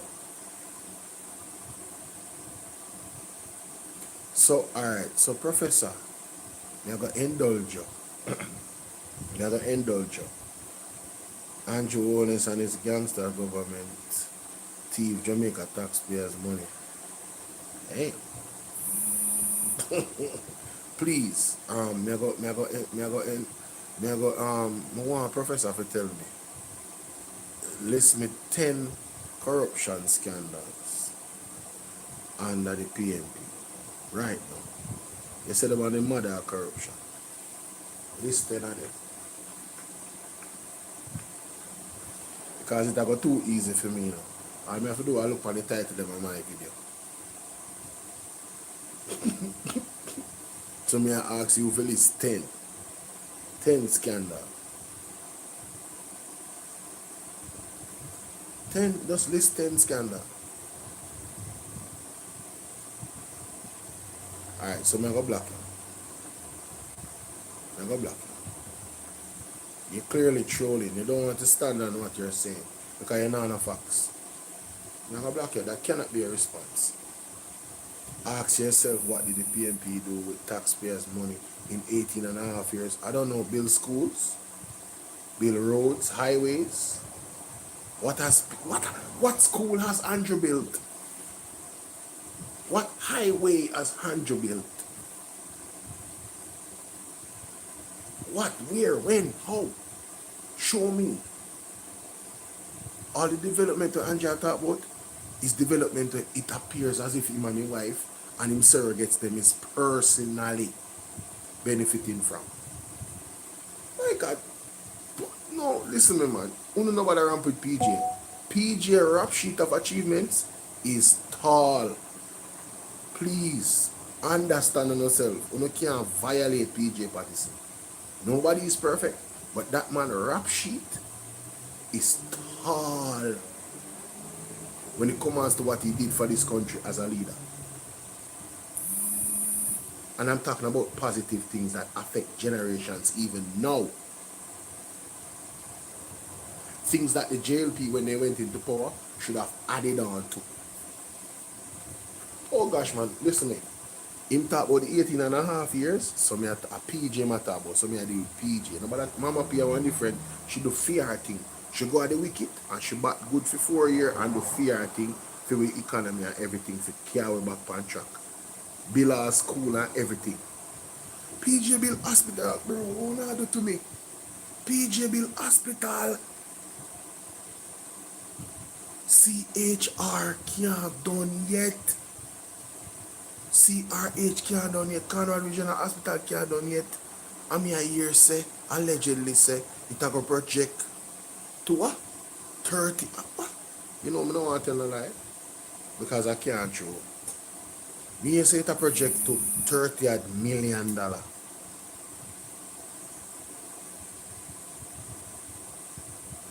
Billion, sorry, $30 billion. Projected costs for CRH. I don't know what true it is. That's what I heard. You can't really, PG, you can't really, sorry, you can't really put on PG. That would be a fool. That would be foolish to even attempt. I am sorry and I apologize. You understand? No, I'm going to work. Alright, I'm going to get to Daryl. I'm going to go back to Daryl Vaz. Daryl Vaz about what he said. Marching against corruption. Because the DPP, the Commissioner of Police, will not pursue this because they are political operatives. True. Plain and simple. Plain and simple. Now let us get into the meat of the matter. We're ready for them this morning. Let us get into the meat of the matter. Sorry, TikTok. Sorry, No. I'm back. Look at this people. The level of criminality coming from the Jamaica Labour Party. Right? Let us get into this. We're ready for them. Are you ready for Let it? us. You better quit. All right. Come Daryl Vaz. Come talk to us, Daryl Vaz. Come bring us back in the past, Daryl Vaz. Come talk to me. Let me listen to you now, Daryl Vaz. Go ahead. Post yesterday by a former General Secretary, Member of Parliament and Minister of a previous PNP administration. And he was saying that the bus is an old bus. The bus has how much 100,000 miles on it, and the bus is already back in Kingston at the JUTC depot because it broke down already. Which is totally untrue, but that's not the part that hurt me. The part that hurt me is that somebody could be that evil to wish that a school bus that is transporting the children in a safe, organized manner, they would want it to break down for political purposes. Let me tell you something. The thing hurt me till I don't sleep last night. Because that is what you call bad mind, bad mind, bad mind. And I'm going to tell Mr. Campbell something today. They were tired busy bus. They were saying bus after bus after bus after bus. School bus, JUTC bus, every bus. Who got this? No man first, and the children deserve it, sir. Well, all right, Mr. Darrell Vaz. You make me talk to you. Now, let me tell you something. We wait, Darrell Vaz. We wait to see bus after few moments later, well, you know, we're gonna buy some new buses because these old buses are broke down too much and we've been having some problems, so we're gonna procure some more buses. Bro, man, listen, man. Man, listen. Man, listen, bro. Stuff is sad. It is sad, bro. I'm sorry. Bus after bus after bus after bus after bus, and we can't see them. Well, let me tell you what you wait for, Darrell Vaz. Tired of them, Jerry. You need now to wait for investigation after investigation after investigation after investigation after investigation under your clock. That is what you need to wait on now. We wait on bus after bus after bus after bus after bus after bus, and we can't get a bus. So we could try our way now. We want you to wait for investigation after investigation after investigation. One by one, you people will be going to jail. That's right. One by one, you people will be going to jail. That's right. To show you how wicked and vicious you are. Using the school children, the little youth, them for political power. You know, so you never make them well. You understand, to have no new bus, to have any bus and transportation for them. All it was is for campaign financing. You understand? And thieves some of the money for personal benefits and personal growth. You are so wicked, you are such a criminal that you have no fucking conscience. Sorry, my language. You have no.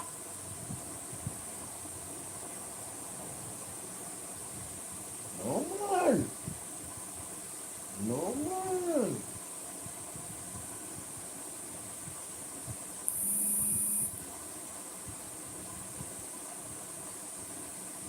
And you know when they know say bad, when they put on your food and you sit down and you eat the food, all the ants they hungry.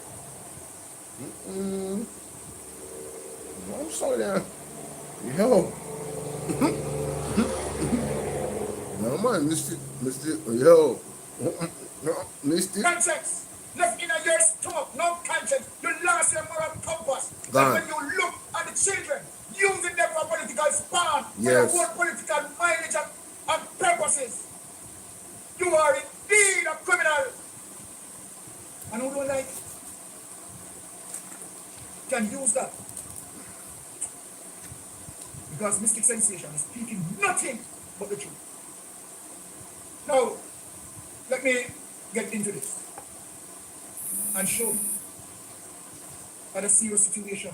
Come down with voice. Let me show you another level of criminality that I'm going to expose this morning. Right? Let me show you another criminality that will voice. And let me just listen to you first in terms of what you are saying. So after you said the PNP tell lie, the PNP bad mind, the PNP ungrateful. One bag of crap. And what you just said is to me now, listen. What are you saying now to us? Let me hear what you are saying now to us. Has now decided to buy new buses to transport students instead of used buses. The move is a total change in policy to the position leading up to the general election last year. Transport Minister Darrell Vaz gave an update earlier today at a press. Yo, the man them not even there in the office. October, November, December, January, February, not even 6 months. Not even 6 months. And the man them changed them entire position around the bus them. I thought the buses were the right move. I thought they were not old. I thought it makes sense. Listen, if you call about professor, no, sir, professor. I tell you, man, you see them type of people, there's no truth in them. I refuse to argue with somebody that just lies. Right? And just repeat stuff. I don't know the position of them. Well, it makes sense. I waste my time. Here is the better news. It will be 100 new school buses So the better news is that there will be 100 new school buses. What a bangarang. So why you never buy the old bus them, Daryl? If the old bus them did so wonderful, why you never buy them, Daryl? Why you never buy the old bus them? After you buy new rubbish truck, you got take up rubbish. When you take up old bus, take up a pit in them, when it's wicked, and the people who support you when even wickeder. When crosses, when is an enemy of the state, when is an enemy of progress, when are the weapon they form against democracy. No man, you know, talk your mind not play for a morning. Sometimes I worry about the Gina car. You can know say, you man a fume, really a fume, you know. You man like, if you did there, if him not pretend, if you there when him there, it would have come like, I don't know if you know watch Dragon Ball Z. It would have come like when Goku get angry and a charge up. And when Vegeta, you remember when Beerus did slap Vegeta wife and he lose it and go after him? And even Beerus is surprised and say, how comes in a one normal state and him resist him attack? No man, talk your mind now, Joe. Big up talk your mind. Anyway, generally. Talk your mind now, Joe. Talk your mind serious. Yo, let me tell you something. You see, if Jamaican people, you still like talk your mind, listen me, big up Marvin Edgar, but hear me I say. David say, yes, Bolo, they are traitors to the Jamaica. Treason then commit, of course, brother. David, treason then commit against the people of Jamaica. Treason. They forget the highest punishment that the law, what the law can offer. The assets forget seized. Right? Everything. Nothing left for them family. Let them family go start over. You never know. Take everything back. One thing, man. You can joke. Yo, but I tell you, say, if Jamaica is still like talk your mind TV, then politicians would have run from Jamaica already. You hear me, sir?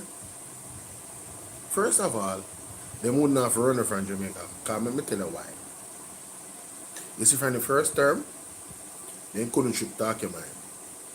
So you see the second term, they would have lose by a landslide. The second time, the government went to office, went to the people and asked them if they can serve them again. If I did talk your mind TV alone, right? Why this thing now come up? I try to put out a message. I'm going to filter the message down. Right? If I did talk your mind TV alone, brother, then only get a vote. I tell you that. Politicians would be living in fear if talk your mind TV. Well, them are politicians. We don't operate with fear because he come like a big brother. I have one big board. I want big broad belt. Talk your mind have creative ways. You know? You ever hear him? No. Never listen to talk your mind. Yo, Mr. Brother. Them, the politician them couldn't ramp with it. If everybody did still like talk your mind, politicians they would have afraid, bro. They would have afraid. No matter what they think. Remember say I'm more away than them. You know? No matter how much security they have, politicians would have afraid. Tell me, I tell her that. A certain place they won't even go campaign because they probably can't come out. Told them I deal with the people. You're still. Let me ask you a question, Thief in Darrell Vance.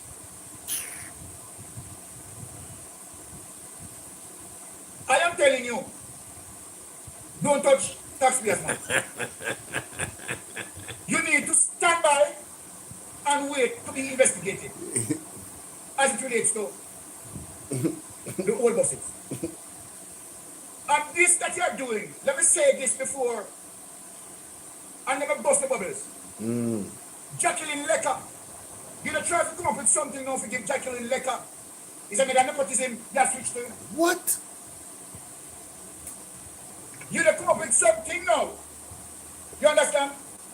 So that now Jacqueline Lecker now can make a big money on the swing off again. Mighty God. So even though you corrupted yourself, you have no intention to stop. Wow. Because guess what? You don't have the DPP staff. Because you don't already take care of the DPP. You don't raise the DPP salary to the max. To the max. So then the DPP now they eat the food. So the DPP must now also look past this. And now, you know, shaping up yourself. So let me call out the name who you have planned to get before it happened. Jacqueline Lecker. Jacqueline Lecker, a JLP operative. Bush Stewart, daughter. Remember that Bush Stewart is a godfather, you know. Want to see the corruption people? One big family. We are family. So this 100 new buses that you're planning now to go and purchase now. So that Jacqueline Lecker, right now. Yeah, which company them are going to procure the bus them through? The same Jacqueline Lecker company? Stewart? You know, yesterday I received DPP. Didn't you hear that came out in the article that the DPP salary will not be disclosed, citing I believe something has to do with the Privacy Act, something like that. Yeah, so her salary is not disclosed. You know, very interesting times, Jamaica. Very interesting times. Very interesting times. Your mouth to oil up, your mouth to grease up, because you want to eat the food out of this now, Jacqueline Lecker. Going to continue with corruption, Darrell Bars. We have put the DPP on notice. Mr. Jamaican people, let me say this. The only way they continue doing this is when you allow them. And Jamaican people, you are allowing them too much. True. That's all I'm saying. True. Let us listen to the criminal. So we are moving from the used school buses, purpose built. We have gone through expressions of interest. We have concluded on the specifications based on all right, people, let me tell you something now. All the puppy show business went in now. Let me tell you now, who them are plan to give the contract to? Them are plan to give the contract to Jacqueline Lecker. So all when I hear my talk, don't listen to him of shit that come out of my mouth, social shit. Mighty God. Jacqueline Lecker will already line up and sweeten up for number food here. And this is how the people that use taxpayers' money in a time when Jamaican people that suffer. People that damaged by Hurricane Beryl and Melissa. And this is what they are doing. This is what they are doing to the Jamaican people. Robbing the Jamaican people through faulty procurement. And let me tell you a bit of them, you know what, it don't make sense to no bid on it. I don't bid on it, no make sense to no bid on it, to the now get it, that Jacqueline Lecker they get it. So even if they put it out, to try to treat the people them, so we have bust the bubbles from now in a Darrell Bars. We have bust that mash down the bubbles. This way I do so the line of Jacqueline Lecker, Stuart Arthur, forget it. You dirty nasty criminal man. Mighty God. our due diligence across Asia, America, Europe, and the responses to that expression of interest has brought us information to be able to develop the specifications. Now, the 100 new buses are expected in the 2026-2027 fiscal year, which begins on April 1 this year and ends on March 31 next year. Initially, the projection was for 150 new buses, but budgetary constraints led to the change. Mr. Vass is urging parents and guardians. Now imagine you're talking about budgetary constraint. And who caused the budgetary constraint? When they rob the money, more than $4 trillion on the rob, and now come out and talk about budgetary constraint. The same criminal ever rob the money. They come out and talk about budgetary constraint. Can you imagine people? Mighty God. To register their children to get the bus cards and concessionaries. Hey, let me tell you something. Oh, have you seen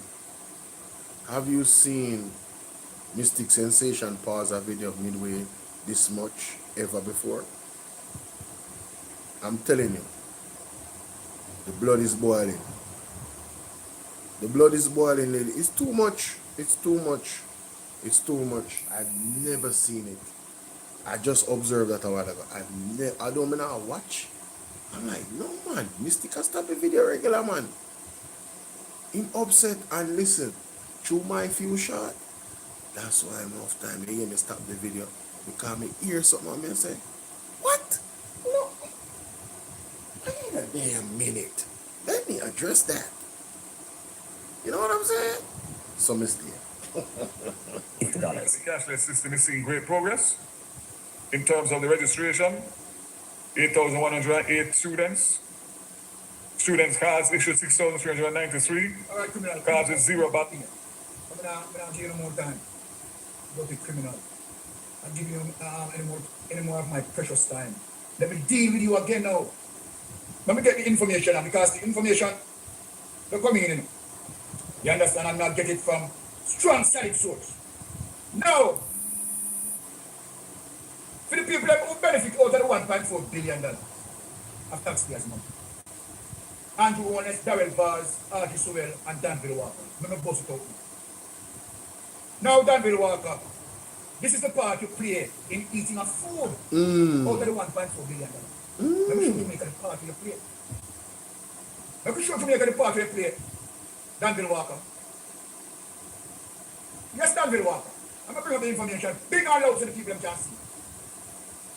We know the black criminality. I'm going to bring up the black criminality so the people can see. All right. I believe that the people can see. This is you now, Danville Walker. Right? After on the plan. Because you know, already said to the Jamaican people, say, I 110 new buses. You know, some like, see the evidence there. So DPP, me the hand the evidence to you, you know.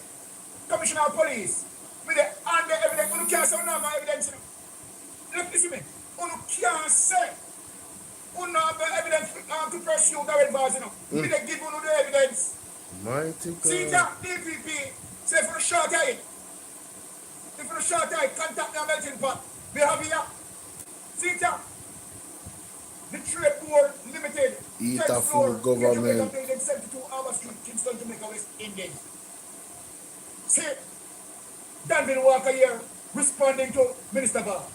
See, May 27, 2025. After they cook up the samfire and tell the people them say, I 110 new buses, and in the time taking 60 all the school bus, wicked, see the evidence here. So DPP, you can't say you have no evidence. See the evidence here. You can't say you have no evidence. Terrible. Commissioner of Police, see the evidence here. I show the entire world. See the evidence, the right answer. See here. And I will advise. Minister of Science, Energy, Telecommunication and Transport. Minister of Science, Energy and Telecommunication and Transport Board. PCGA Building, 36 Trafalgar Road, Kingston 10. Here, Danville Walker now.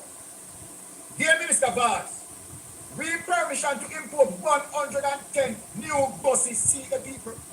See them. I'm going to listen to the data. This now have nothing to do with no new buses that they had done in 2024. See that's the date then, May 27, 2025. Permission to import 110 new buses. Right? Is when me alone sub and Melting Pot and beat them. And that you gotta beat them and I fling down heat on them. Them change them out. And say our whole buses them. Because we bring out the evidence. True. So DPP, the chance in I remember that. That's a fact. Yeah man, they wanna beat it till they have a bend, man. Yeah man said the bus them all. Cause I can't have new buses. Yeah, I remember this piece of paper, yeah. And this piece of paper implement Darrell Vaz in one very bad way. Hey, Darrell Vaz really and truly, you know. I mean, it amazes me how Christopher Tufton, Darrell Vaz, and Andrew Honest is just an immaculate disgrace. Yeah, man.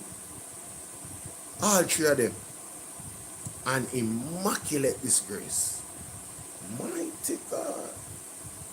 So, see, this letter serves to confirm receipt of your correspondence dated May 20, 2025 regarding the caption matter.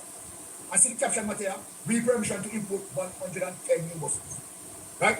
Additionally, approval has been granted to Elijah to import 110 buses on behalf of who? The Ministry of Science, Energy and Telecommunication and Transport Minister, the thief in that Darrell Vaz, for the rural school bus transportation program on Sono Wiki. Please note that all necessary administrative support has been extended to Elijah to facilitate their registration via the Jamaica single window for trade platform to ensure a smooth application process for import permits for the buses. So we use direct procurement on this.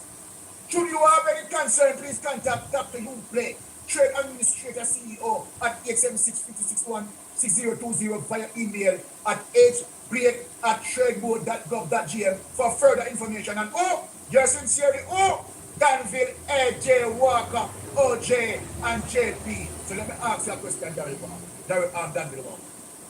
You know very well, say, it has nothing to do with any new buses. But see a signature upon it, they trick the people.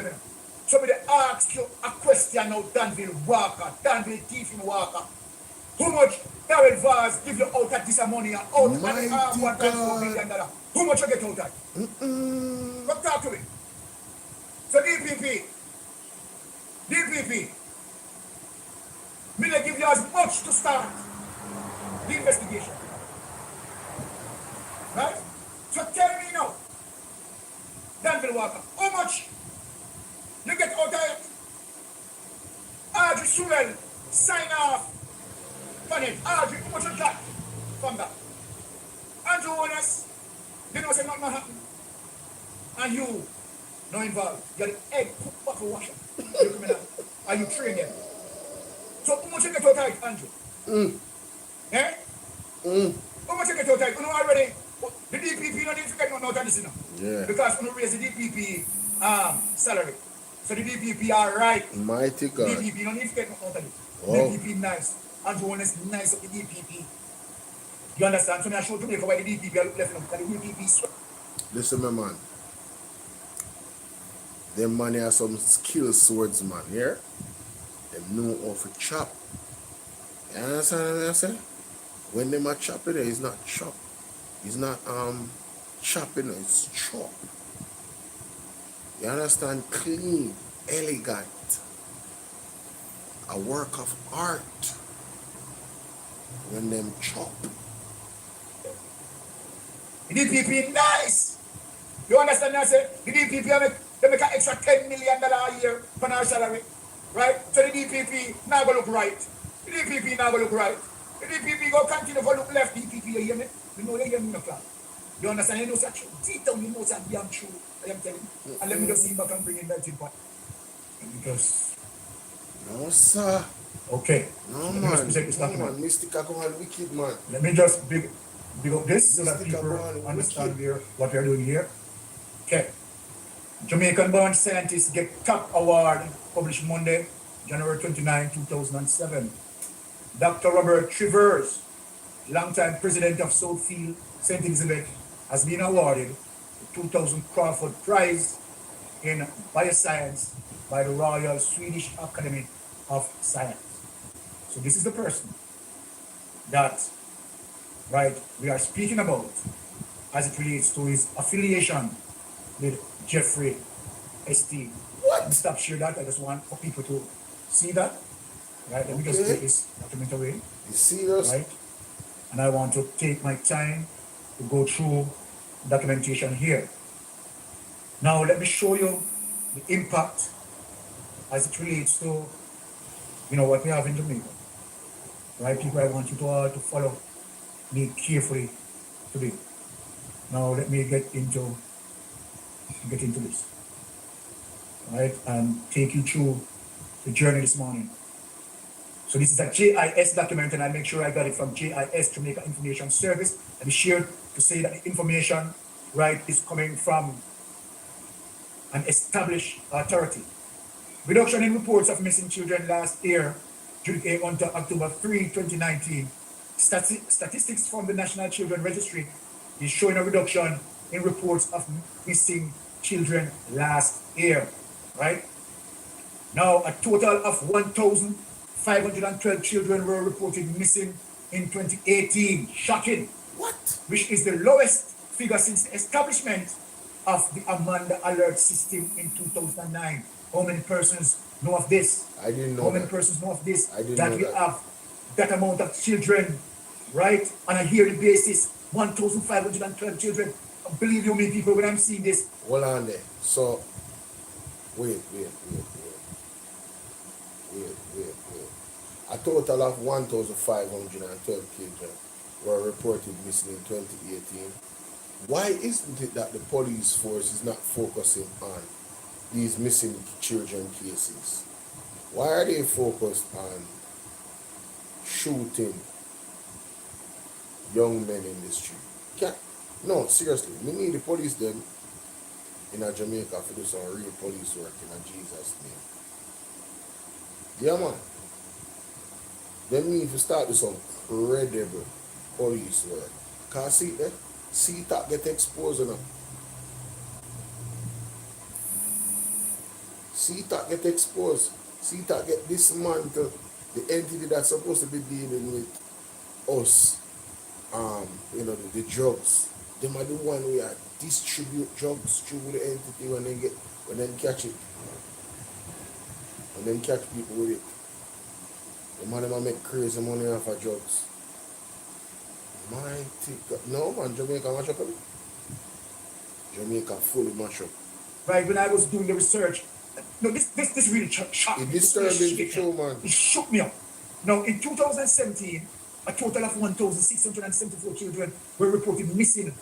Oh my God. With 1,476 returned, there was a 90% return/recovery rate of missing children in Jamaica. Statistics from the National Children Registry is showing a reduction in reports of missing children last year. A total of 1,512 children were reported missing in 2018, which is the lowest figure since the establishment of the Amanda Alert 2009. Wait. Go back.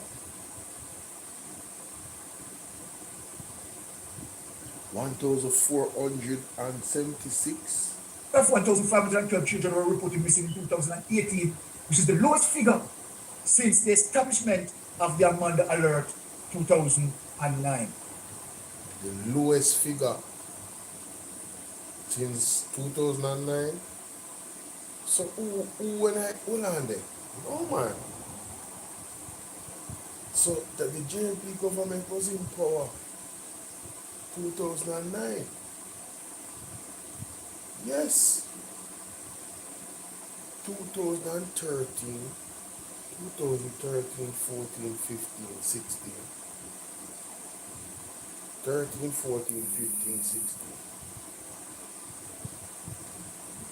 Yeah.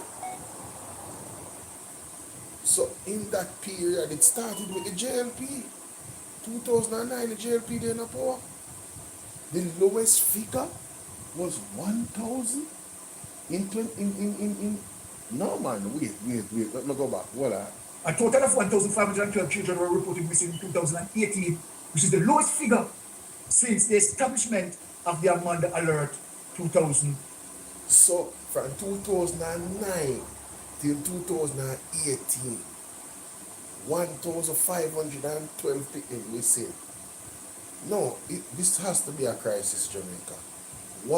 No, listen, I am going to say this.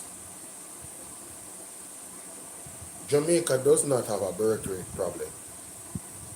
Jamaica has a missing children problem. When you hear me say, Jamaica don't have a birth rate problem. Jamaica have a missing children's problem. That's the problem that Jamaica have. The children them are born and them are go missing.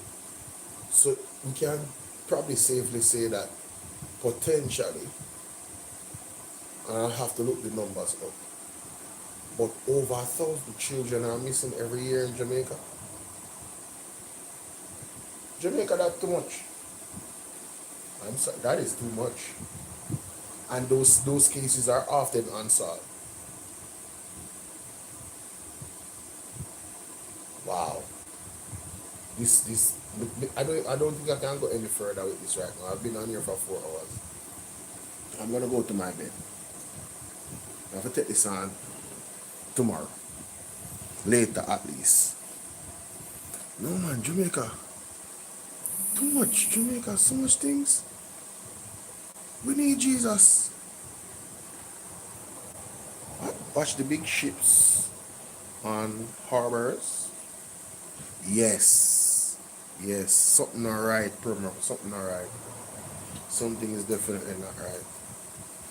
Something alright about Jamaica. Carl, big up yourself. I appreciate you appreciating the updates. Blessings. Sooner or later, here. The word is love. No, man. This is very bad. Very bad indeed.